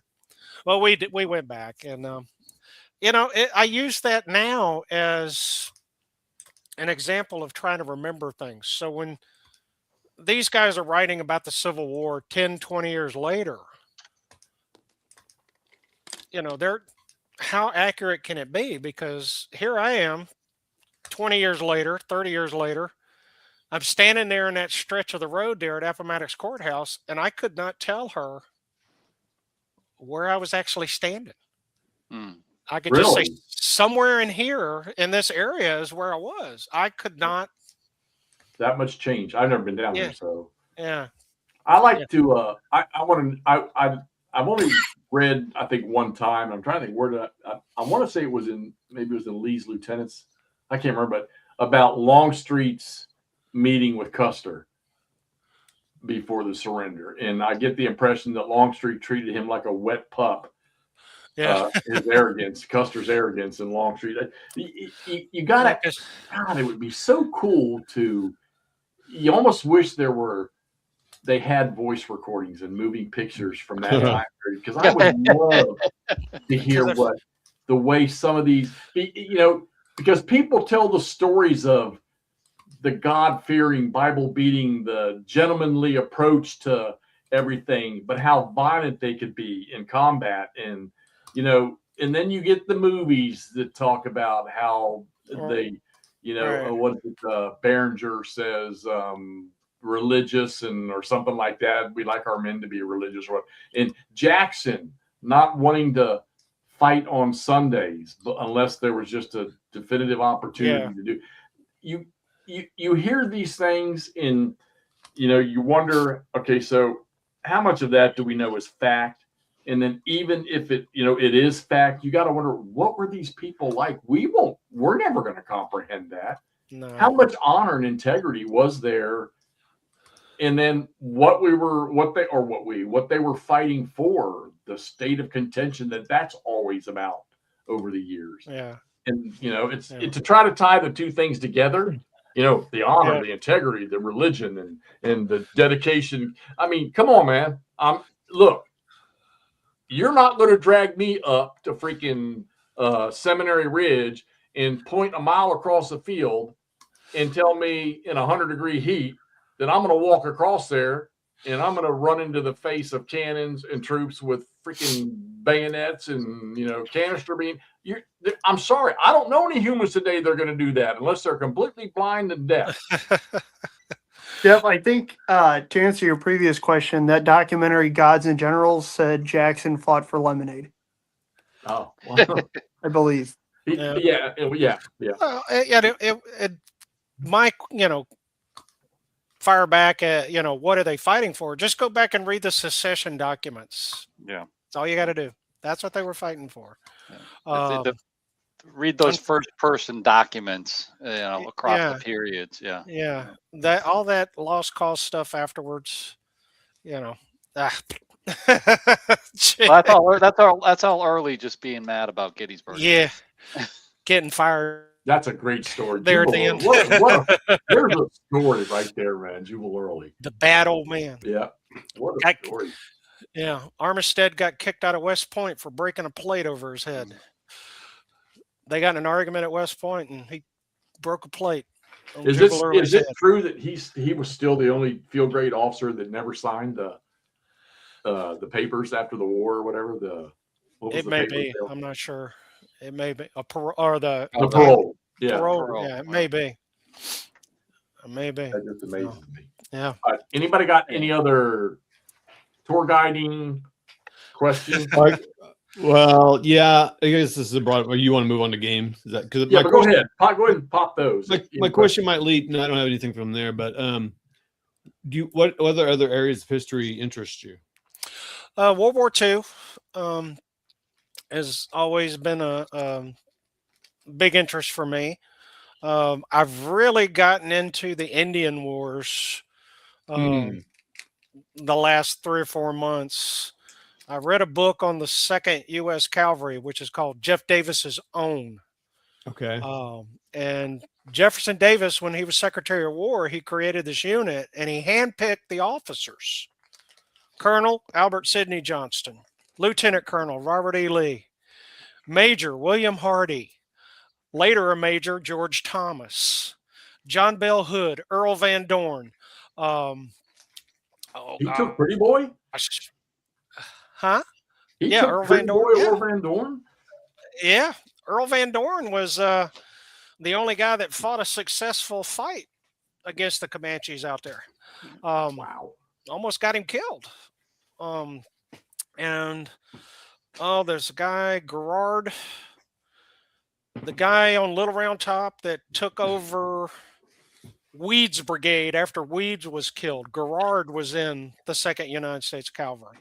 So all of these guys, some of them connected to Gettysburg. And I've just really gotten into a kick on that here lately. Okay. Just read The Empire of the Summer Moon. I just finished that one. Boy, Ross is kicking himself now for not being here. Yeah. Yeah. It's like his whole thing. Yeah. He's Oh, yeah. Yeah. Fitzhugh Lee was in that unit too. So all of these guys. So Jefferson Davis, if he can pick the slant, he picked all Southerners into that unit. Or that so Biden with George Thomas. Yeah. Camp and I don't like to talk about Lee's sons in public. Who Fitzhugh? Oh, that's his cousin. How about William? Don't worry, they got their due in other battles. Yeah. All right. So That's World War II. You know, I've never thought to even consider that. Yeah. me, but- So World War II, I got interested in that talking to my grandfather. He was in. Oh, let me grab another book. Hold on.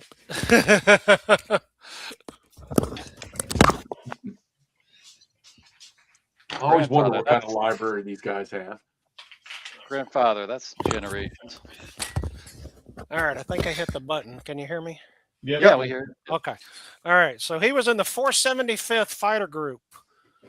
All right. He was in the Clover Squadron. Mm-hmm. There was 3 squadrons. They flew P-38s. He Mm. Hell loaded yeah. machine guns. And he was showing me the pictures. Charles Lindbergh, these guys that toured the Southwest Pacific during the war. Yeah. All of these fighter pilots, aces, Richard Bong, he had pictures of these guys. So that started me down that World War II track. So are you telling me that over on your freaking game bookcase somewhere, you're going to have all these DVG airplane games and no. okay, good. We No. were fixing to cut ties if we were going down that road. No. Now I've got some Navy games. Oh. Hell yeah. Let's talk about those for the next 20 minutes. Okay, I'm going to say it because I was telling the guys earlier that Roy Matheson reached out to me today from War Game Diary and asked me if I wanted to review the Battle of the Bismarck Sea, which is coming out, I guess, in their next magazine. I'm like, Yes. I said, Yes, "Roy," you I said, do. What Yes, I said, you all my buddies do. are harassing me to play a naval game. Look I at said, McMurray. let's do it. Yeah. Yes, you do. Yeah. He's gonna send me I guess it's just a magazine game. I don't think it's I don't know if it's, I don't know anything about it yet, but he's gonna send me You know Okay. the address. and I'll do it. I promise you guys I will do. So that will knock off one of my 2 oddball tasks for this year coming. The other one will be Flames of War on my living room floor if I ever get around to doing that. So. No, you're still playing Flying Colors too. Well, yeah, and I hope Mark Herman sends Now, me it. I just bought 3 of those games of that series, Flying Colors, and I'm struggling to learn it. I'm struggling. Okay. Yeah. We can figure that out. We can get you back on and do a playthrough. I got a little bit of a refresher today. Uh-oh, you're getting ready to get drug in, Phil. That's how I got well- Camp and Ross. That's how we got them in here. The other thing that I want to learn is ASL. I have got Oh boy. I have got Uh, ASL stuff in shrink wrap. I played Squad Leader in high school. I played the Wow. old Squad Leader in high school. Classic, the And I classic version. enjoyed Yeah, it. great. Oh, it's great. Which real quick, sorry, I know we'll just hop right back and move back to ASL. Which 3 Flying Colors did you get? I got the Flying Colors original. I got the Southern Moon Okay. Southern Cross. and And then the White Star or White Cross? White Star. Yeah. McMurray. Yep. What? Isn't that the one I sent home with you? It I is. think it is. Yeah. It is. Dude, that was awesome because that box has almost everything for ironclads, like all the extras and stuff. Yeah. I have told them that if there was a naval game that I would play, Flying Colors, it just looks pretty to me, and Yeah. that would be the one. So Mark Herman said when he gets the new release, he's going to send me his original. Yeah. So Because when I went to Historicon last year, they were playing flying colors with miniatures. Yeah. Miniature Yeah. ships. Yeah. Of course, I was doing the SPI games, so I was busy doing that. Terrible Swift Sword, I was running that. And at Historicon this year in Lancaster, Pennsylvania, July 16th and 20th, Todd, you always doing- told me I should do that. we're doing SPI again. They're doing the SPI because I was talking Oh. with Russ Gifford about that too. I was Yeah. trying to get down to that, but several things came up and I couldn't. Yeah. I couldn't make it. Yeah, that SPI thing was cool. I thought that was really neat they Yeah. did that. We're doing that again, except this year I'm going to bring Terrible Swift Sword, Mhm. but we're not going to play. We're not scheduled. Gleam of Bayonets, the original, is scheduled to be played. Oh, nice. And then I'm going to bring a bunch of the SPI magazine games Okay. and set them up. And hopefully we'll have a bigger turnout. We had a good turnout last year. Richard Smith was there last year. He walked in. He's such a pleasant guy, and I haven't seen Yeah. him since we were doing the. Yeah. I'll get a comment from him every now and then. You know Yeah. what? You know what? Hey, we're going to put this monkey to bed right now. Okay. What's that? I got a tour guide right here that hopefully he has the knowledge that we're going to impart on you all right now about old Braxton Bragg. All right. Maybe he wasn't the most liked and super sharp general in the West or whatever, but I've heard that he was pretty top notch at the academy. That his Where? knowledge base, that his tactics, At the academy? yeah, Oh, tactics. that he was the top of his class when it came to that stuff, from what I understand. Am I wrong? Or am I? I'm not sure about his West Point standing, but I do know that supposedly he's the only person that ever argued with himself. Mhm. He was appointed the commissary officer or the quartermaster officer, and he was a company commander. And as a company commander, he requisitioned some shoes. As the supply guy, he disapproved it. As the captain of the company, he re-requested with further explanation. As the supply guy, he disapproved it again.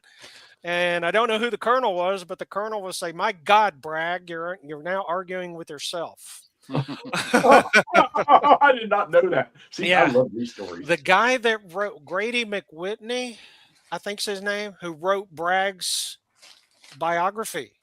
It's 2 volumes. He hated Bragg so bad after he finished the first one, he had a graduate student do the second one.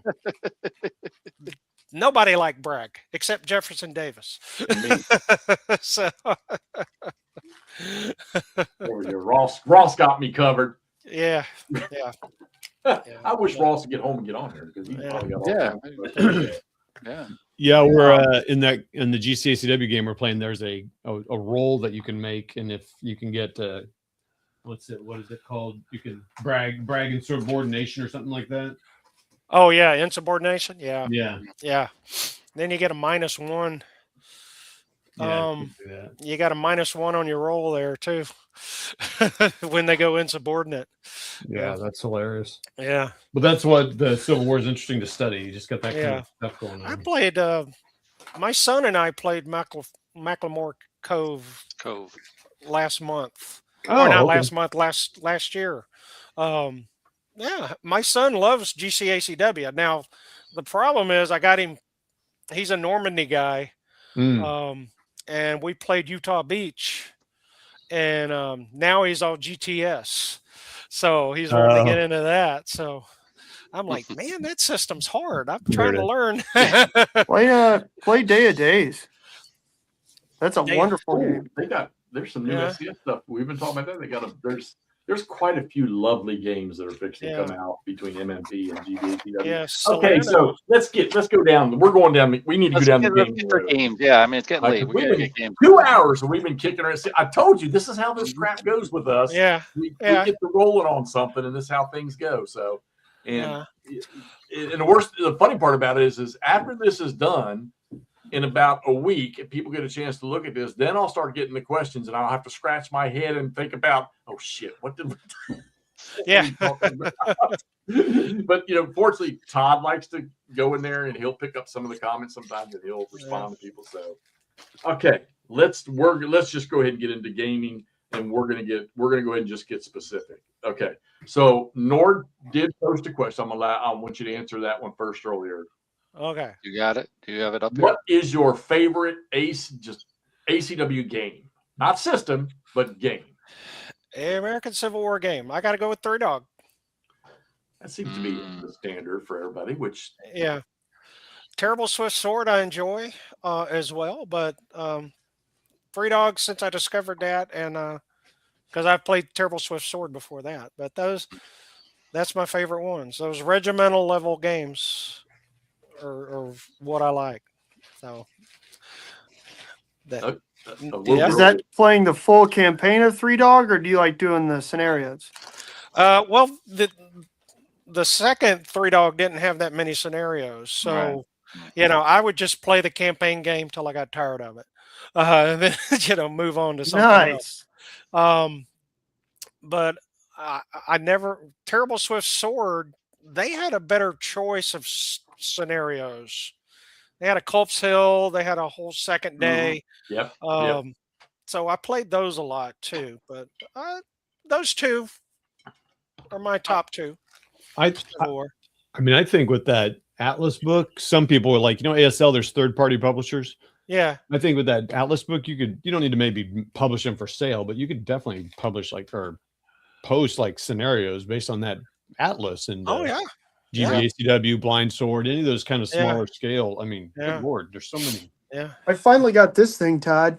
That seems like the same sort of idea, except for this is a little. He's already done the math for you. Huh. Where'd you find that at? Is that miniatures? Oh, the one it's- in town? No, this actually. I mean, I wound up finding it on Amazon. Brad Oh. Butkovich has a ton of books. Yeah. But basically, it's this one is specifically Gettysburg regimental scenarios. But then he breaks down. Oh, that's cool. But it's rules agnostic. So he breaks down, and for each brigade, he's got the regiments broken down, and then he's got it broken down by, okay, does your stand or figure represent however many guys? And then he's got how they're armed, and then even the nice thing that you don't see a lot, I'm trying to point to the right column, he's got a status. So for like it's not super in depth, but just determining kind of, okay, what kind of quality / morale are we looking at here, which is not something you find often. It's not That's too pretty terribly hard cool. to find numbers, but All right. That's awesome. Yeah, yeah, Gettysburg this is one's a lot. specifically Gettysburg. There's a lot of, I mean, of all the battles, that it seems to be well accounted for strengths. I mean, of units and stuff. Whether or not they're perfectly matched, but Yeah. You just gotta get close. I mean, so okay. So all right, Phil. So Uh-huh. okay. So I get introduced to you with Stepping into Heaven. Right. Okay. So when did you come into the new GBACW? And was it Three Dog that you came in with? And do you own all of them? Three Dog was my first one. Yeah. So I got that one and started rolling into the other ones. The last one, the one that took me the longest to get, was River of Death. And that Still one yeah, cost me a check pretty good them out. penny. Yeah. Yeah. That one cost me a pretty good penny. I hope my wife doesn't see this. Yeah,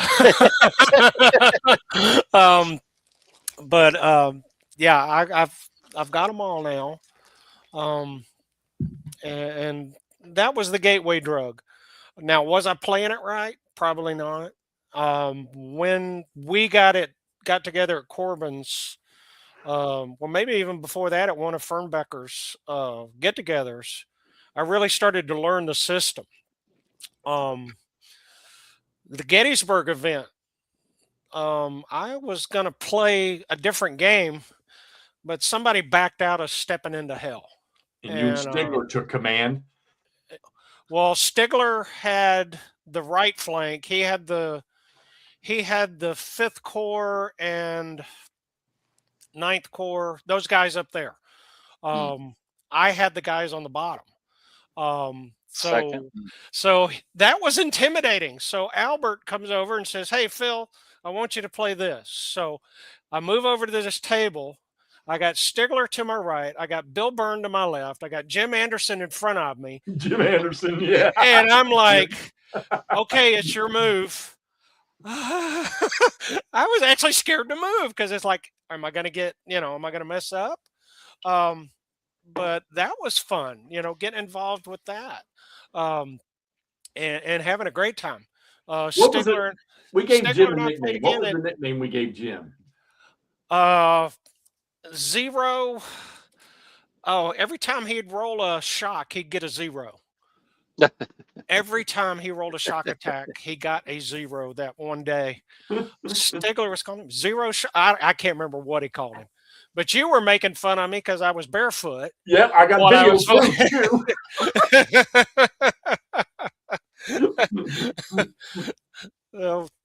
Yeah. But that was really when I started getting into the game and learning the mechanics a little, where I could really get in there and play test. I started. Bob Washington and I are doing some play testing on Wilson's Creek. We're going to be doing Belmont after we do a Martinsburg game for Bill. Whoa, He- whoa. Martinsburg? Yeah, Martinsburg is going to be in Gleam of Bayonets too. Yeah. Yep. Where I live? Oh no, not Martinsburg. I'm sorry, Shepherdstown. Shepherdstown. Shepherdstown. Still, I Shepherdstown. mean, yeah. I'm sorry, not Yeah. Martinsburg. Shepherdstown. There's a Shepherd, couple of them. Yeah. Oh, so Bob has taught me a lot more playing him, via Vassal with the rules. He's going to be at Harper's Ferry too. He lives outside of St. Louis, just west of St. Louis. So There you go, McMurray. There you go, buddy. yeah, Todd, we have to find Bob. Bob. Yeah. We're just gonna What start about- driving west on 70, yelling Bob out the window. Yeah. He'll probably be watching this. Maybe. Bob, reach out. We both live in St. Yeah. Louis. We can Yeah. play games. That'd be Yeah. awesome. Yeah. So it's grown into something I love. I love playing it. I'm not going to make a decision on the simple rules until I actually play it. Because I've spent so much time trying to learn the rules. Right. You Full know, Right. rule. Full Right rule. up here, we have like the number 2 naysayer of the simple rules, yeah. who Okay. now is just Yeah. in awe. Yeah. But see, I like GC ACW too. I've been playing that since 2003 was my first WBC I went to, and I played it there. And I Very love good those system. games too. Very good system. I love those, except for when my dices go bad. God, I was. That's every system. That's not just, Yeah. Oh my gosh. I mean, in the first round in the tournament, Amen, David. the guy rolled a 6. He walked right into Spotsylvania. You know, I rolled crappy on my march. He was able to walk right into Spotsylvania, and he won the game. Now, Alan's getting ready to wander into Vicksburg here. yeah. Sorry, Richmond. Now he came up. He ended up being in the finals and lost. So I lost to the guy who lost in the finals. So, but yeah, I was just horrible rolls. And you're playing Thunder on the Mississippi. Now, Ross is playing Thunder on the Mississippi. Oh, Yeah. okay, yeah. Yeah, Ross is. Let me tell you something. Him and Camp and Todd, these guys will deep dive the stuff. Yeah. And I'm not necessarily the deep dive. I don't know. I'm always. I guess I'm like a kind of a game battlefield news reporter. That's how. Yeah. I approach when I shoot. And it works. It works for me. And enough Awesome. people like the stuff. So, but I mean, I'm not. My knowledge base is not as deep as these guys are when it comes to this stuff. But I think I'm okay. I'm not too shabby with what I know about. I don't know. I think maybe my experience is going to be coming from being Army and combat and stuff like Yeah. that. I mean, who actually of any of us could associate what it was really like, Oh. other than what we read or Right. the knowledge we get from people. Impossible. Yeah. But I mean, we with Ross and Alan coming into this group, this really has just been a great effect for us because we've got a taste of everything with McMurray and miniatures and Todd dabbles in miniatures to Alan and Ross and their depth of knowledge on the stuff and what they like to do. And we all like to, the 3 of us like to play the super detailed stuff. Yeah. All right. And Andrew with his knowledge with the tabletop miniatures and stuff, and he likes to play a lot of the fast hitting hex and counter stuff and every stuff. And he again when we're chit chatting in Facebook at night, and 2 hours later when we're done chit chatting, he's played the game from start to finish. Or we'll wake up in the morning, we'll have a battle report from him. He's aggressive. He gets Right. after things when he's playing the game. I mean, I guess Yeah, that's when I was on nights, that was dangerous, man. There was Yeah. that like 2-week stretch where I played 12 games or something. Woof. Man. Well, it's because I kept my sleep schedule. So the world goes to sleep and I got another, 6, 7, 8 hours to just, Yeah. what am I going to do? So Yeah. Again, GBACW, okay. Obviously, I got to assume that's your favorite system, no doubt in my mind. Yeah. From what Oh, I've yeah. seen of it. and you've never strayed from that system, from what I gather. GCCW, that's cool. So we don't have Three Dog. Three Dog was never made. All right, it was never made. No volumes, no, were never made. What follows up Three Dog for you in that system? In that system, Death Valley. Oh yeah, you can't go wrong with Death Valley. Yeah. Could have called it. There Everybody is- wants Death Valley. There is so much in that game to do. There's just so many different battles. There's 2 And then with the campaigns. Yeah. and then with the expansion, there's so much more. You know, it's I love the third Winchester game. Oh, that's a scenario. great one. I've played that's that one a great. couple of times solo.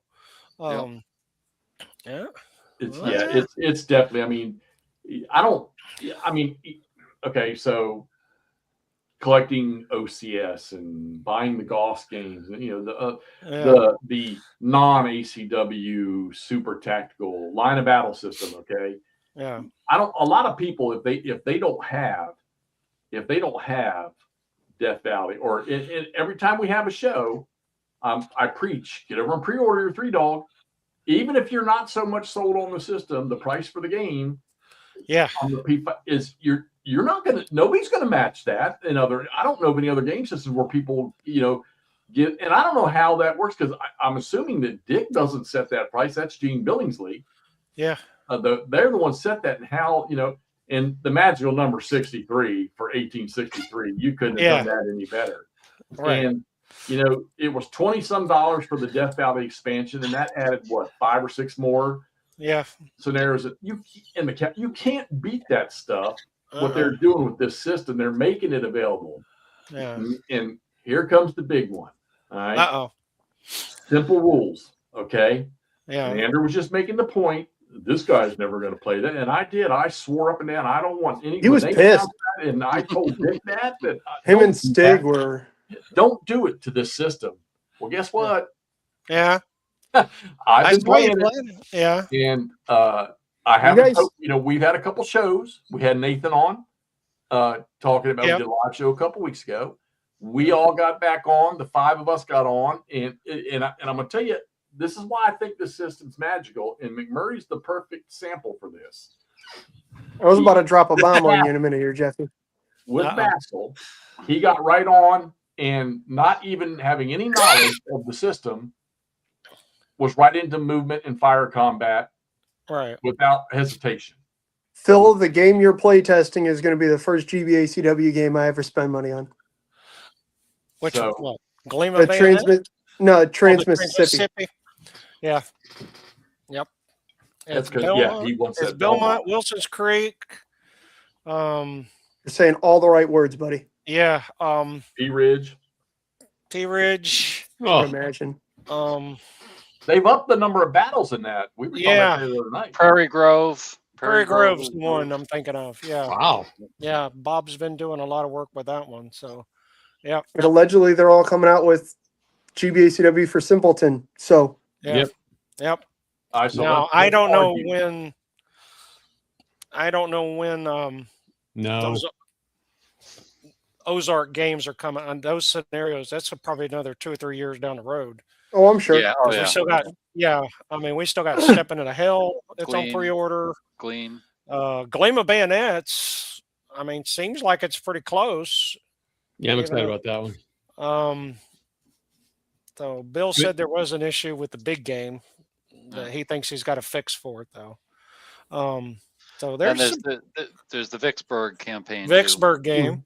Yeah, I saw the Champion Hill game at Fredericksburg last year. Yep. And then at Winter Offensive, I saw Line of Battles Champion Hill's game. we were the other night when we were playing. After we got done, Todd and Ross had come in as we were getting done, and we stayed on another 2 hours. And we were talking about that. And somebody in the chat, JPJ Games, he says the new rule version is 3. So it's 3. And my whole thing is, and I'm saying it's the only reason I haven't gotten rid of my Line of Battle games is because I want to see this new rule system. And I do have the Wilderness one from them on pre-order, just like I have our Stepping into Hell. Because I want to see. And if those 3.0 rules come in and they don't change that game, I will let all of them go, and I won't go down that road anymore. We were talking. I want to try to see if I can go with Nick Rosser and get Nick on here, because Perryville's his, Yeah. and it's taking so long. And I wonder if Nick might have some insight on it. I would like to get him on and talk about that. Later, Charles. But the simple rules. So, and you made the comment a minute ago. I'll set up the campaign of 3-dog, and I'll just play till I get tired of it.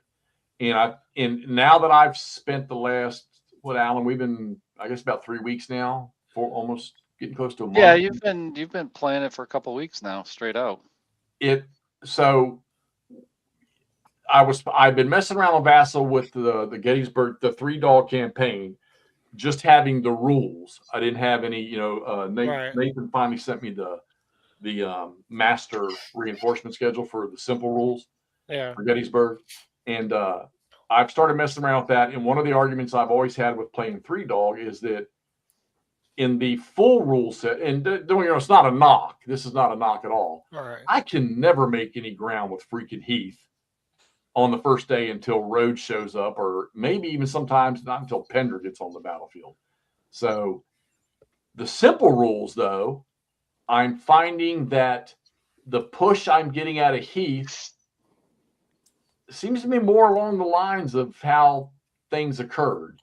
Yeah. And then I'm playing Kernstown first turn, which I'm going to finish that. I was going to finish it today, but I got one more turn left to play, which is going to be interesting. The last turn. I'm really, look, dude, I'm not going to lie to you. Granted, I love the full rules because of that depth and the detail you get with command and everything. Being able to activate and move everybody in a division and then doing your fire combat left to right down the chain, and not having to do all the little intermediate steps where a brigade moves, they have to do everything. Yeah. You're getting a full coordination, as Alan and I heard. You're getting a full coordination of the whole division. And I'm finding that it works in the system with the rules that Nathan's created. It is working I love the casualty, the way you track casualties in this thing. Yeah. What a life changer that is. But granted, I've only dabbled in, starting in the 3-dog. The first Kerntown's about to end, and I got a feeling with what I've done, which Alan, I did bring the reinforcements on. I had to, because Sullivan's about to dissipate.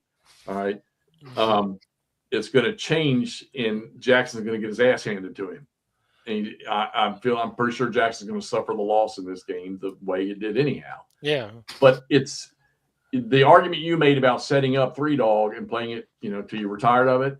Yeah. I'm thinking that the simple rules is going to give us the ability to complete a freaking campaign game without having to leave it on the table for 6 months. Yeah. So that's what I'm hearing as well from other people. He will never play simple rules is enjoying it. I never said I wasn't gonna play it. I was waiting to. I'm talking about me. Yeah. I'm really having fun with it, and we're bombarding the hell out. And I know Alan and I have been bombarding the hell out of it with questions about the rules and stuff. Yeah. When I get to Harper's Ferry, I want to look at it. So. Well, I think Alan and I, that's our intention. Yeah. Is to try to spin something up in the simple rules. Yeah. I'm sure we're going to have 3-dogs in our hands by then. Oh yeah, Dick's already got his copy. Yeah. Son of a bitch. Did you see the picture of that box? Jesus. I know. Yeah. That shoebox, man. 6 weeks, Yeah. folks. 6 weeks from the 11th. Yeah. And his I thing need to know was the case. when I denied that system, and he knew it. I told his idea was to bring people in. I get it, and I really think that this simple rule system can do it. And here's the best part about it, because we try to associate it with the great battles of history. The simple rules and the full rules, you can't go from one to the other. They're two different systems. Right. This one here, I think there is a transition point. I really do, Yeah. because the activation, the movement, while granted you're going to move all 4 of your brigades in a division in one burst, it's still an activation and a movement of a brigade. Right. So to transition to the full, so I Dick's right, and I'm still burning to want to make the comment that Nathan gave us that I can't about Achilles. Hey, nobody. But I do. I honestly think we've got something. And granted, I know it needs more play, and maybe by June we'll have more of that. You know, we're going to start messing around with it here. Yeah. I do. I think somebody's hit a simple rule set that will work and bring people in to the system. So, Yeah. and I hope you do get it, and I know you will get you'll mess with it. Oh yeah. And I hope more of the big dogs out there that Yeah. you know who I really want to see do it and like it. Is Stigler. Yeah. I think yeah. I really would like to see that. I haven't seen Stigler. He hasn't been around much on the. I see him on Ardwell Show, and that's about the only place I see Yeah. him. So, Yeah. Yeah. He wasn't at Fredericksburg, I don't think. So I don't think he came over. Hopefully he'll come to Harper's Ferry. Yeah. Because I know Sharpsburg, he said it was his favorite battlefield. So yeah. hoping maybe that'll. Well, and he's heard the comment about the Gettysburg thing in October, and he wants to. I know he'd love to be out. Well, I think Stig would. I think he was out of a job. I don't know if he's got back into something. So. Oh, okay. So it's been a while if he hasn't. Oh, But I hope he finds something if he hasn't. yeah. I didn't know that. Yeah. Because he's still, he's still a great asset to the system. Oh yeah. So, Yeah. and of course, we got our very own Ross doing Vassal design, which you guys are not seeing yet. What we're getting to see, and what he's doing with Into the Woods is going to blow people's minds for Vassal. Yeah. Yeah, that's awesome. Here, Ross Yeah. is super good at that. If Phil's doing some play testing with Prairie Grove, you'll see that because actually Ross did that. Yeah. Oh, okay. There you go. I haven't done Prairie Grove. Bob was doing Prairie Grove. Yeah. We just did. We did Wilson's Creek, which turned out the way it did originally, and then we did Ray scenario. He's got another one where Seagull and Lion all come in the same way, Like down the wire road. right down the road. Yeah. Yeah. And we played that with the same result. The Union got their rear end handed to them again. I was playing the Confederates, but anyway.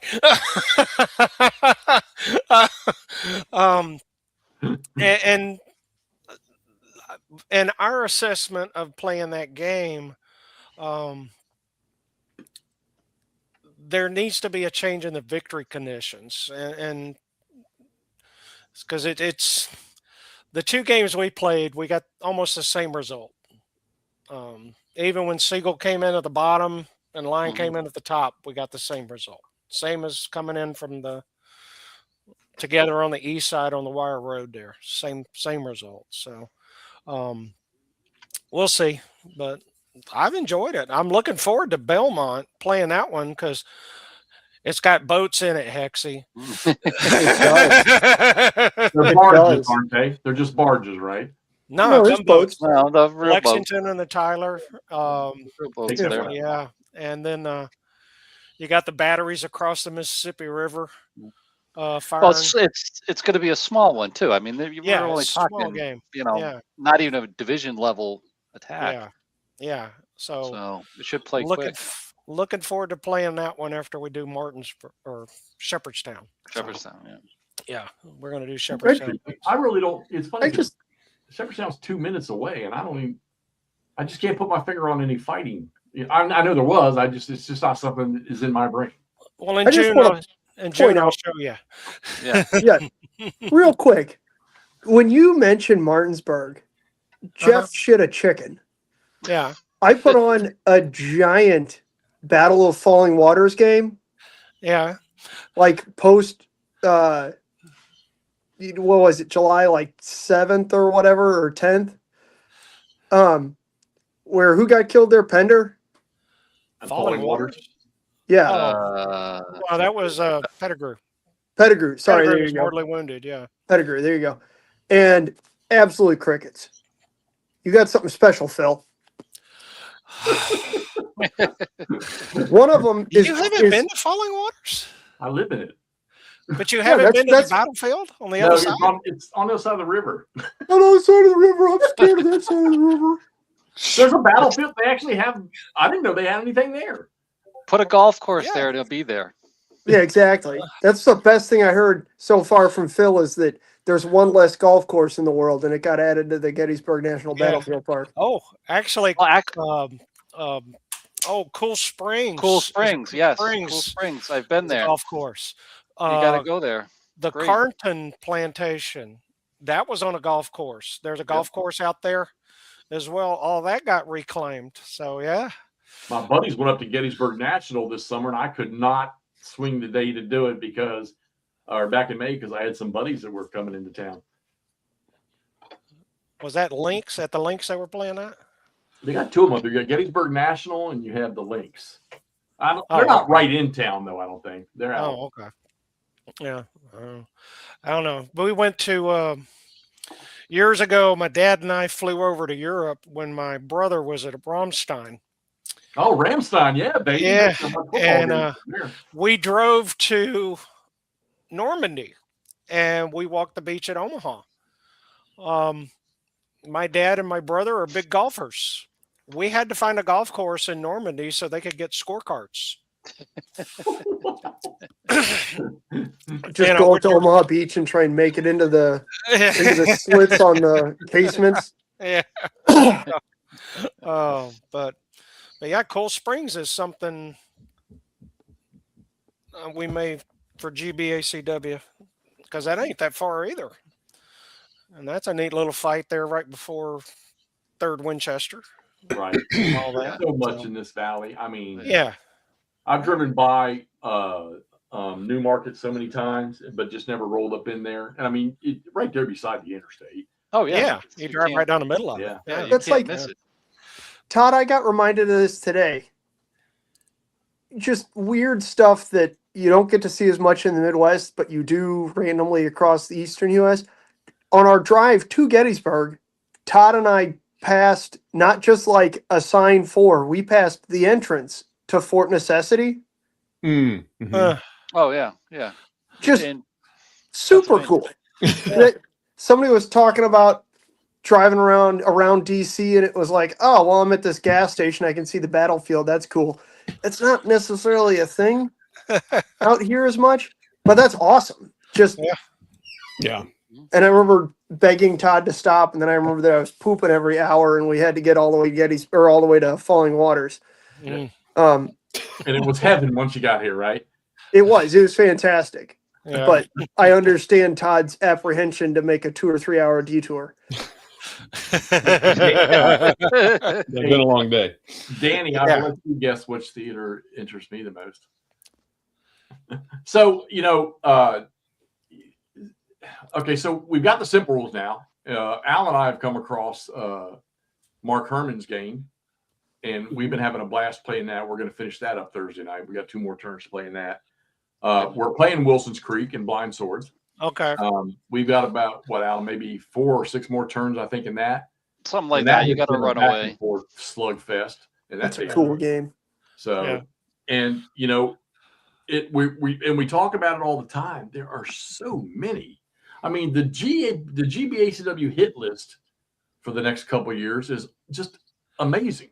Yeah. For what they're doing, and Mhm. that's going to be. I'm going to need more room on that shelf. Out there. Yeah. That's my out in the hall. You can't really see, but that's my GBACW shelf. There's so much, but you can't. And then now you're gonna present 2 options to play it.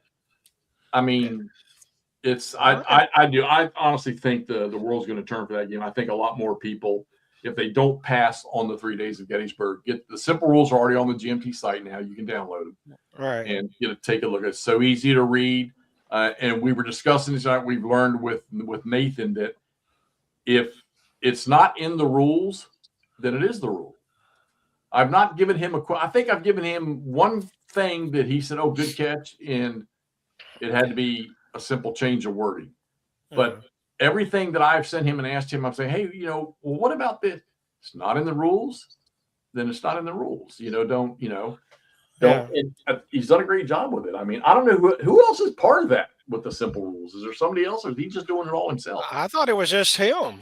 Is Wow. what I was understanding. I'm not sure. He's doing the designing, but he's gathering a good test group together. I mean, Yeah. he suckered us into it, and he's got he's got a good group of GBACW players.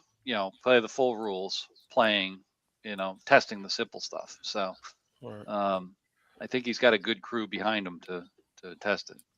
Yeah. So Yeah. we'll see. We'll see. Yeah. Yeah. So who's doing? We mentioned it earlier. River of Death. Is anybody updating that, or was that just something I Tom and saw- Smitty were doing? Yeah, I saw they were definitely cleaner, newer maps Maps. where the colors all matched. Yeah. And they were playing it when you and Stigler were playing Stepping into Hell. Yeah. I went upstairs Yeah. when he threw his table fit, and that's where he was the whole week. Him and Smitty Yeah. were up there playing, and I didn't get to, I wanted to be downstairs hanging out with you guys, getting to know who everybody was and everything. Right. I didn't get a chance to really, but it was definitely different, newer. But I've not heard a word about it. I Since. hadn't either. Then that's what I was on. I mean, you got to think they're gonna. Yeah. Well, I they're think it's doing going to Red be there Badge. eventually. Yeah. Yeah, Red Badge of Courage just started. So don't know Yeah. who's working that, but Well, I think Greg is. is Greg doing that one too? Yeah, because the last I saw last summer, he posted something about what was going to be in there. Yeah. But I think he's still too busy with Gleam to get that done. Yeah. But I think that'll be next. I think once Gleam's out the door, Once, yeah. then I think Yeah. that'll be next. But Yeah, you it got would be nice to see River of Death, and also Yeah. Dead of Winter Dead of Winter. Redone. Yeah. Yeah. redone as well. But Yeah, I don't know. I've now. got the old Every t- SDI when Bird every- was with SDI. And Yeah. he did the Dead of Winter, the first version with the old turn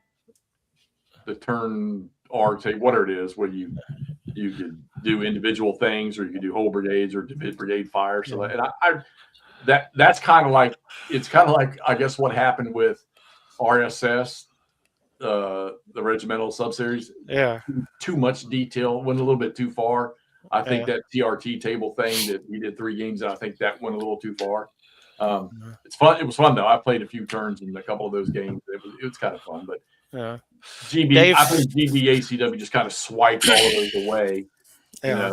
Other than maybe some of the original. It's still fun to play some of the original Yeah. stuff, but the effect is so much more different now with our new system that we have. And All right. I mean, they got it right. I mean, I hope Line of Battle gets it right. And then we got turn around. We got, we were talking about this the other night too. You got Herman Lutman's Antietam Black Swan. Black Swan Antietam. Get excited to watch Toddy and I jump on that thing. Yeah. I'm so psyched, Toddy. Okay, so this is a dumb, sappy point. I have so much fun playing games, like big games with like big sessions with Todd. Like it's quite delightful. And we did that with A Most Fearful Sacrifice, and it was wonderful. But it's nothing like you studied for the test. They rewrote the whole history of Gettysburg. Yeah, so part of the issue is like Todd played a couple like familiarity scenarios. Yeah. We just didn't like, we were familiar with the rules, just not how to use the rules successfully. Yeah. So it wound up with First Corps just beating the brakes off of Heath's entire division as they tried to push Buford off. Yeah. So like Heath is trying to get kind of organized to make a push, and then here comes First Corps just beating the bejesus out of him.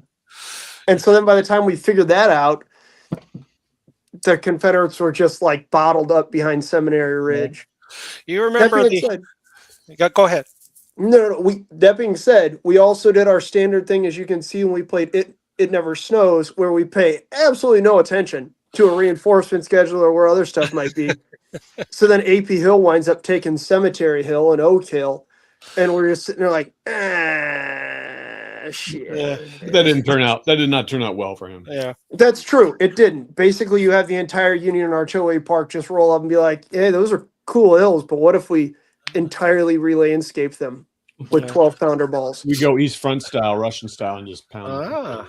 Yeah. So years and years ago, I played a John Tiller, the Gettysburg computer Yep. game. That's Love just jam. And me and a guy I used to work with in the Navy, we'd go by the house, we'd play, on the computer for about an hour.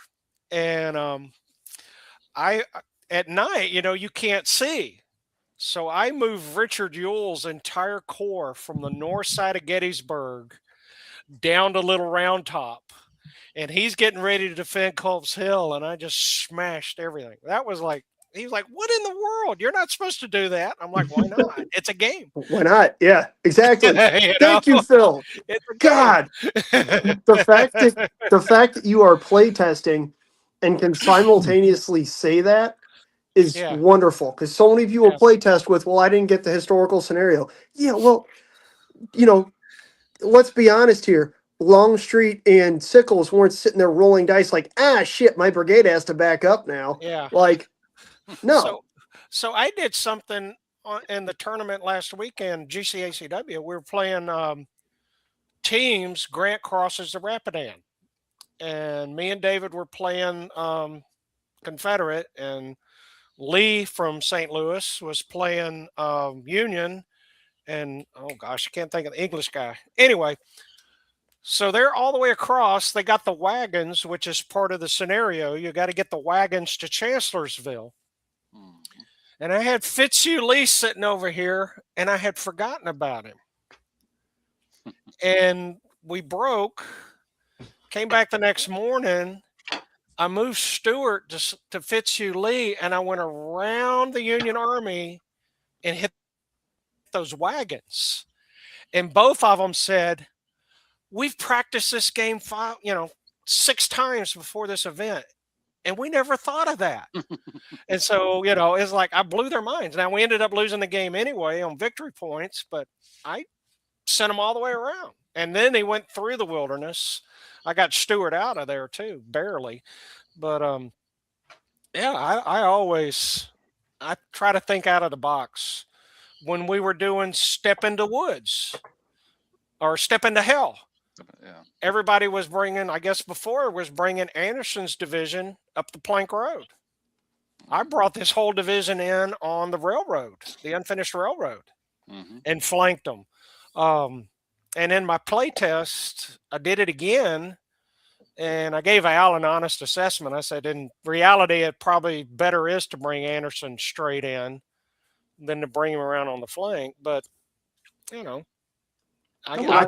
try different things. I don't work out the script. Who was it told us? They said that the first move you make when playing, any of these games, if you get the perfect historical setup for a game or a scenario, the first move you make, you just stopped history, and That's Herman. That's Herman Lutman said that.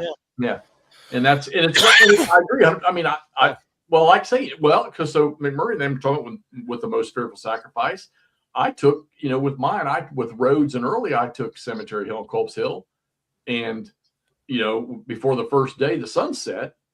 But sure enough Union starts rolling in. They just tossed Rhodes off of off Cemetery Hill.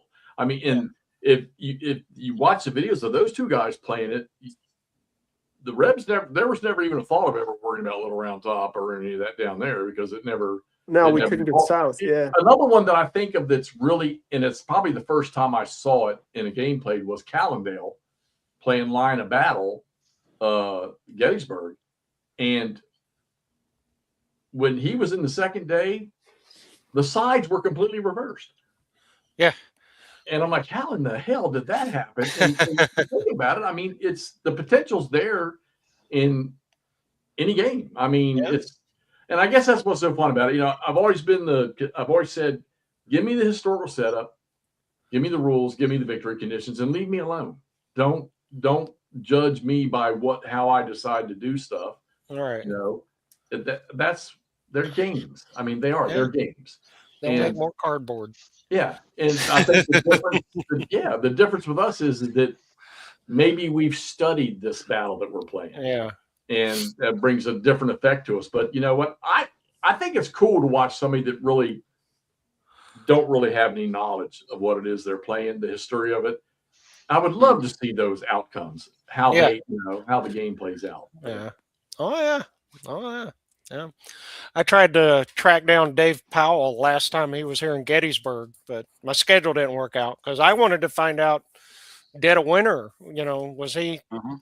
going to redo that one? And I talk don't, I don't know if he's going to be involved with that. I know he's got so much going on with his Atlanta. books, Atlanta, and Yeah. stuff there that I'm not sure if he's going to get back into it Yeah.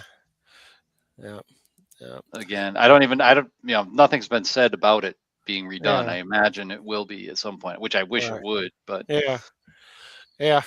Yeah. Me and Dick Whitaker, we played that first scenario in that. Speak of the devil. I was going to say, you see, Hey, what's up, Yeah. Stig? There he is. Yeah. The man. How you doing, Stig? But we Alan, when we- added another turn on that. Stig, scenario. when we go see you again? When you coming east again? Mhm. I need more video footage of the two generals.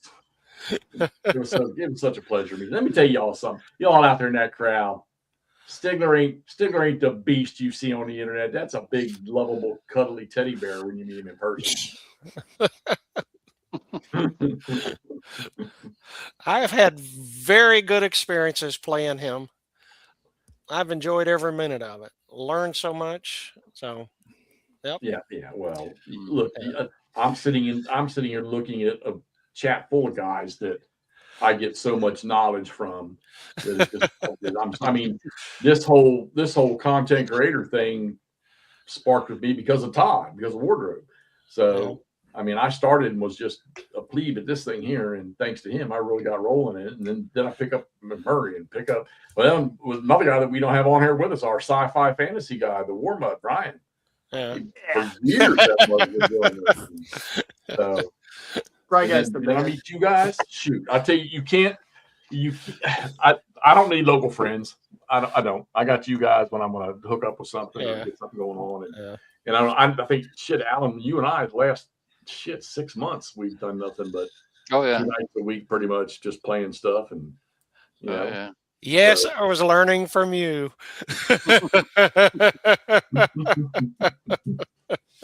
Well, guys, we've been, I tell you, how this shit goes. More than 2.5 hours we've been going at it. I guarantee you we could just keep right on doing it. But I think we're going to kill this thing. Phil, dude, we're going to drag you on here again, I think, sometime after June. After you get there in June. Yeah. And, we need to figure out, too, how to maybe get some play time. I didn't realize you did Vassal, but now that I know. Yeah. We need to get some going on. We got 2 or 3 people that we want to get on Vassal and play some stuff with, and we're all doing stuff. We got McMurray doing it now. So well, there's that game store in the mall in Hagerstown. It's almost halfway between us too. So I went in there once, and Alan and I tried to go in there after having dinner with Red Robin when he came down. And they were closed at 8:00 at night on a weekend. What? The whole mall It's in was a shut mall. down. The whole what? Oh, I didn't know that. Yeah. Oh, But Jeff. I told them when they first opened, I went in there and they had a copy. And matter of fact, it was the Block World War II East Front game. Todd, you had the whole collection. And they had it in shrink wrap, didn't know what it was. And I bought it for like $25. And the thing's worth a fortune, so. But they told me that was really the only, they had like 2 war games. And they said that they were just getting started. And they were going to start having all the GMT stuff and all that. So I waited about 6 months. I went back in there. They didn't have any of that stuff. It was all Magic the Gathering and all that. Euro. Hey, they got to keep the doors open, man. Yeah, I know. takes the money. Exactly That takes the money. Yeah. So, but I'm wondering, how successful if that's shutting down at that time on a weekend. Is. If that's a staple now for them, how successful can they even be? Because they do have quite the gaming room in the back. So Yeah, they do. That's what I say. Jeff, you have the greatest local gaming store here it comes. I've ever seen. And we're in there the first time, because we went in there like 3 times over the course of I 4 was days. trying to find that store and I couldn't find it. Dude, Phil, you got to go in there. It's incredible. and granted, and a lot of that is because is from the miniature side. They do have some Yeah. war games, but like, so we're in there and Jeff saw him and I don't know if this is really what I'm looking for. And we walk back in the back. And what's the first game we see? Lee versus Grant, and it's like it's right here, Jeff. Do it. Do it. Yeah. Yeah, that's I got awesome. that one on my shelf. Yeah, That's Yeah. a great game. Yeah. Yeah. Oh, yeah. I didn't realize it till these guys told me, because Yeah. I don't know much about, I remember what's the big ones of strategy and tech? I don't know, complete strategist. Yeah, we had the one when I was a kid in Falls Church. I didn't know any better then, but so I really didn't know what game stores were like until these two guys showed up and went in there and I got a Yeah. comparison because they live out in miniature market world. So Yeah. There's another place up here. If you guys ever come north and east into New England, I'll take you to one down in Groton, Connecticut. It's in the Oh. basement. It's got everything. Todd, we're going. They've got Cool. everything. Yeah, it's called the Yeah. Citadel. So there you go. That's the Yeah. name That's of a it. good name. Yeah. We also Been need in to go to business for years. the place next to Jeff has another location. We got to go there too, Oh, okay. because I that's gotta not. find- I was looking for it, and I must have missed the turn because they were doing construction there. they always are. Yeah, they're on 11. It's So- right on 11 too. You can see it's Yeah, like 100 and yards off I'm- of 11. Yeah, my wife and I were down there. We did some of the C&O Canal. We walked some of that, and I said, "Well, no, I was going to the VA. That's why I was down there. I was going to Oh the VA." yeah. Yeah. Well, if there's any time when you're here in June, Yeah, Holler will pop up there and let's see. But Andrew's right. It's mostly miniatures and yeah. they do. Worthington stopped by there a couple months ago and started. They dropped off their Antietam Brigade game.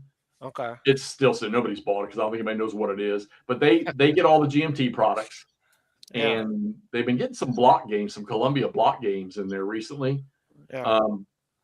Maybe they might have a few odds and end games in there somewhere, but it's mostly Flames of War, Bolt Action, Magic. Okay. But there's what's the big card, I guess Magic, and there's so much like yeah, they can tell you better than I can. Yeah. random small stuff that you read about on the internet, but you never really see. And then you walk in and there's the rulebook, and it's one of those. This is wild. This is awesome.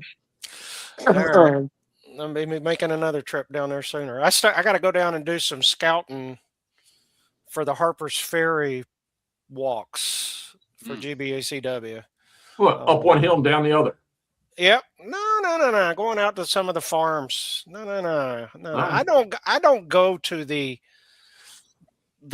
tourist stops. I go other places on the battlefield, and because everybody goes to the tourist stops. Let's go somewhere where you ain't seen. Like, Oh, you step out my front door of the apartment here, and there's probably 50 Civil War skirmish markers within 10 Well, minutes of here. well, here's the big surprise. I'm hoping this works out. I'm hoping to get us on Nicodemus Hill. Ooh. I'm trying to get us Actually up on there. the hill. Ooh. Actually, on the hill. I got some friends of mine reaching out to the property owner. look at Stigler's comment. Yeah, Stig, that's a good point. So you're going to have to walk up that hill. So You're a tour guide. Give me a golf cart.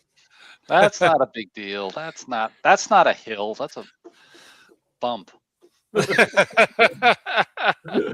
Hey, if I got to take more steps in that damn tower, McMurray drug me up. yeah. And then they tried to kill me with a snake hanging off on the bridge down at Burnside. There was a snake hanging out on Burnside's bridge. Yeah. That was awesome. Just a big black rat snake hanging out in the sun. Hey, I'm gonna tell you how bad it is. We walked down to Burnside's bridge, and they got the little road going out to the entry road over there. And I said, "Y'all pick me up down here."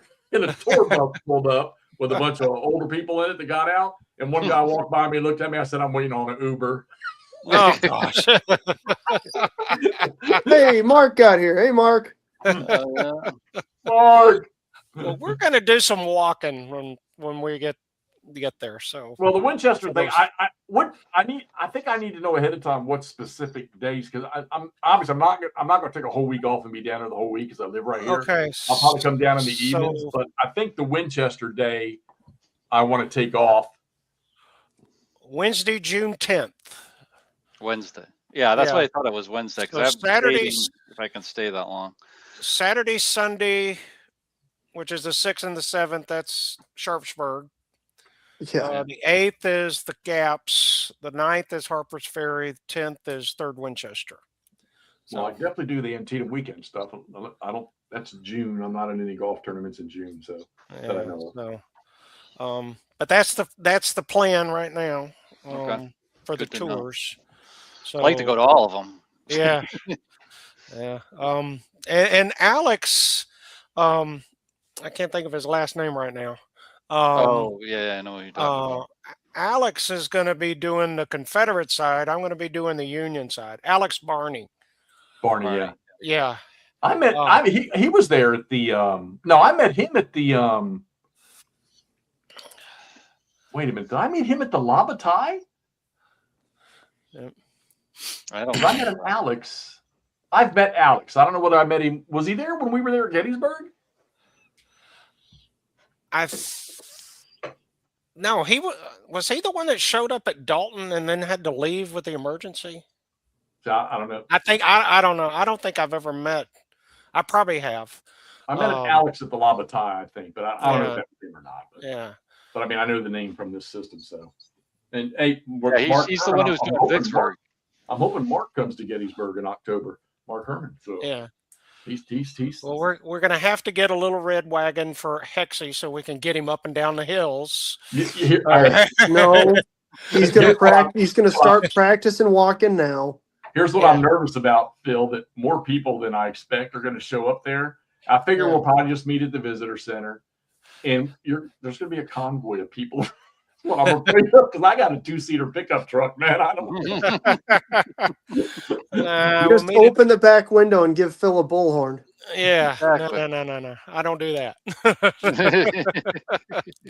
See, Mark says still possible. Yeah. All right. See, That's thank gonna you, be fun. Stig. Exactly. No, don't highlight that comment. Highlight Stigler's comment. There you go. No cart, Jeff. You're walking, buddy. It's good for Yeah. you. Hey, if I could afford one of these battery charged little buggies, I'm in business. I'll walk the golf course this Yeah. year. Oh. Not Jeffy's even- about to start rolling around on a Segway. Hey, do they still do the Segway tours up there? No, the guy Uh, sold the Yeah. the guy sold the company, retired. The guy that bought it tried to reopen it, but he was working out of the square area, and it just didn't work. That's a busy little Yeah, circle. So yeah. So I heard that some of the airports, since they don't make Segways anymore, they were trying to buy up Yeah. what he had for replacements for when they break. Yeah. really. Mm. I didn't know they stopped making them, but yeah. Yeah, Yeah. the guy who I think he actually the inventor. Died on a Segway. No, he died natural causes, not on a Segway. But it You No, can that get was into the some Atkinson pretty- diet guy. You can get into some pretty fun crashes on a Segway. Yeah. Yeah.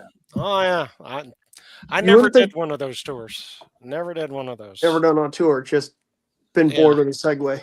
Yeah. I I went over never and did the seen- training for it, but then I never went out on the field with it because I I'd be the remember seeing one. them for a couple of summers, always Yeah. up and down. So I would have been the one that fell down and cracked my coconut all over the road. So Ross Yeah. has been on the horseback ride out there. So yeah. long time ago. Well, He'll be out there, and Alan will be Okay. there. I'll be there. Yeah. So. It's gonna be fun. We've already come to the conclusion that if it's just the four of us, we're still gonna have a good old time. So Oh yeah. I think there's 5 or 6 that I think are gonna show up think- outside. I of think we'll have more. Yeah. Yeah. All right. It's going to be like 30 people. Hey, Oh, that's fun. God. I wouldn't- Well, when I did that battle walk that Stuff Rider filmed, I had no idea he was there. I had no idea it was being filmed. I mean, I think we had 45, 50 people on that battle walk. That's that little brief that you gave us. That's the first time I've had anybody walk me over the back end there, and where you can look down over everything. Oh, and okay, yeah, on the I've backside never of had Oak anybody Hill. do that. Yeah. Oh yeah, that's what That I was got really in the cool. background right there. It's right there. Yeah, Yeah, right there. that was a really cool like vantage point. I can understand why. Didn't Lee set up there for a second there? Who am I thinking of? Not on Oak Hill, no. Richard Ewell Okay. was up there. Ewell. There you go. Yeah, Ewell Ewell. was up there. Rhodes was up there. You get a beautiful vantage, like the Yeah. the whole north Oh, side of yeah. Cemetery Hill, Copes Hill, all that stuff, and then all the way down the ridge. And Right see, I there. like that because I'm trying to get which way you're looking there. You're looking towards Big Round Top. So I yeah. am on the ridge, so it's looking towards the town. The town is behind my head. If I got it out of the way. so okay, yeah, I can that's see better. the McLean farm there. If you Yeah. if you go down this path right here, if you go past the memorial, there's a little path and it takes you out to a point, and you can actually see the whole 11th Corps, and you can also see the whole of the north side right there. Yeah. Now I love that spot because when I talk about, these guys marching and walking, how far they moved. Hmm. From that point, I can point out Round Hill and show you where Jubal Early's division camp 12 miles to the north. Yep. That's how far they walked to get here. You can see all of that. And then you can see some of the Pigeon Hills too. So You can almost see almost down to Hanover, because that's in the same direction behind me. There's Hanover over in that direction there too. Yeah. But you can see all the way over to Benner's Hill and Oh, yeah. beyond yeah. easily. Yeah. Benner's Hill is sometimes hard to pick out, especially when you're trying to show somebody, Oh yeah. where it's at. I mean, I can look at it. Yep, there it is. But, It's actually easier to be on Benner's Hill and pick out everything else. pick at than it everything is- else. Yeah. Yeah. And right now is the best time of year to go to Benner's Yes. Hill Yep. because Yeah. all the leaves are down. So, Yep. The only time I've walked up Big Round Top was in the leaf off season. So yeah. that's the Now, which way only- did you go up? Did so, you go up the front way? No, Or did we you go up have- the we went- Veterans Trail? Yeah, we went halfway up the road that goes up to Little Round Top, Yeah. and there's a parking area there, Yeah. and we got where you can go down into Plum. I Devil's guess. Den. Yeah, Devil's Yeah. Kitchen. and we Yeah. took that trail up. Okay. That So wasn't you too didn't- bad. I'll next time we're up, I'll take you up the Veterans Way. No, It's a hell lot no. easier. Hell Yes. yeah, Bill just said it's a lot Yes. easier. You'll be It's a fine, lot Jeff. easier. The God. stairs are still there in some places. He's trying to Yeah. suck me into a death march. You talk The about the old stairs are trail, still right? You talk about Yeah, the the old old trail. Yeah. Yeah. Okay. Yeah. Yeah. Yep. Jeff, you can do That- it. We'll get the walker out there with you so that you can Yeah. Yeah. move it up Oh, the yeah. stairs and you'll be all set. Yeah. And then we'll bring a whole bunch of bubble wrap. So on the way down, we can just wrap you up, duct tape you, and go. Whoop. I'm going to start freaking about July. I'll start getting antsy about October. So Yeah. all right, so I'm gonna Start close this out. walking now. Let's so everybody, we're talking about October 19th, just a one-day get together. This is not, if you're far away and you want to come out, I know it doesn't make no sense for me to come out and try it one day and go. I don't know. Maybe you got some vacation time. Gettysburg is not a one-day thing. Maybe you take a few days vacation, come out and just spend a day with us out there, and you can do whatever you want your other days. There's all kinds of stuff out here in the East to see, Revolution, Civil War, all kinds of things out here. Yeah. Just there's all places to go everywhere. So, but that'll be October 19th. We're going to have a rain date of October 21st in case we just get really crappy weather on the 19th. Yeah. I don't usually October's a pretty decent month. So, we've got, you're going to see Al and I here shortly. We're going to be doing some GBACW Simple Play live on using Vassal. You got Todd and Ross tomorrow night. All right. Those of you that don't need to watch the Super Bowl, which I probably will put it on the screen somewhere, not really interested yet this year. They're going to be playing some great campaigns in the American Civil War tonight. They're going to blow through a scenario, getting themselves ready for an April campaign game they're going to play. And we got the big board, Kev, coming on the 21st. And we're going to do to him what we're doing to Phil here tonight. So, Phil, thank you so much, man. I appreciate you welcome. coming on here and doing this. It's been Thanks, man. You're Yeah. welcome. Great to meet you. Enjoyed Yeah. it. wonderful to get you on here. So, and Anytime. this is another one. I'm going to get you. We're going to get Nathan back on here again. We wanted to talk about getting Dick on here. Bad timing right now, so maybe we'll try to track Dick down. I know Ross was communicating with him. We're going to try to get Dick on here again, or get him on here one time in the future. So maybe we'll find some time later for him. But yeah, y'all keep those things in mind. Be on here tomorrow night. You're going to see the boys go at it with the great campaigns. Oh yeah. And All once right. again, Phil, thank you so much, guys. Appreciate it. Everybody in the audience. Got any questions later? You can post them on here, or you can get my email on the YouTube or any one of the guys and fire away. And I'm sure we can send them off to Phil, and I'm sure he'll be willing to answer anything. Oh yeah. Huh? Oh yeah. All right, Love to everybody. answer questions. Thanks, All See right. you all. Bye, guys.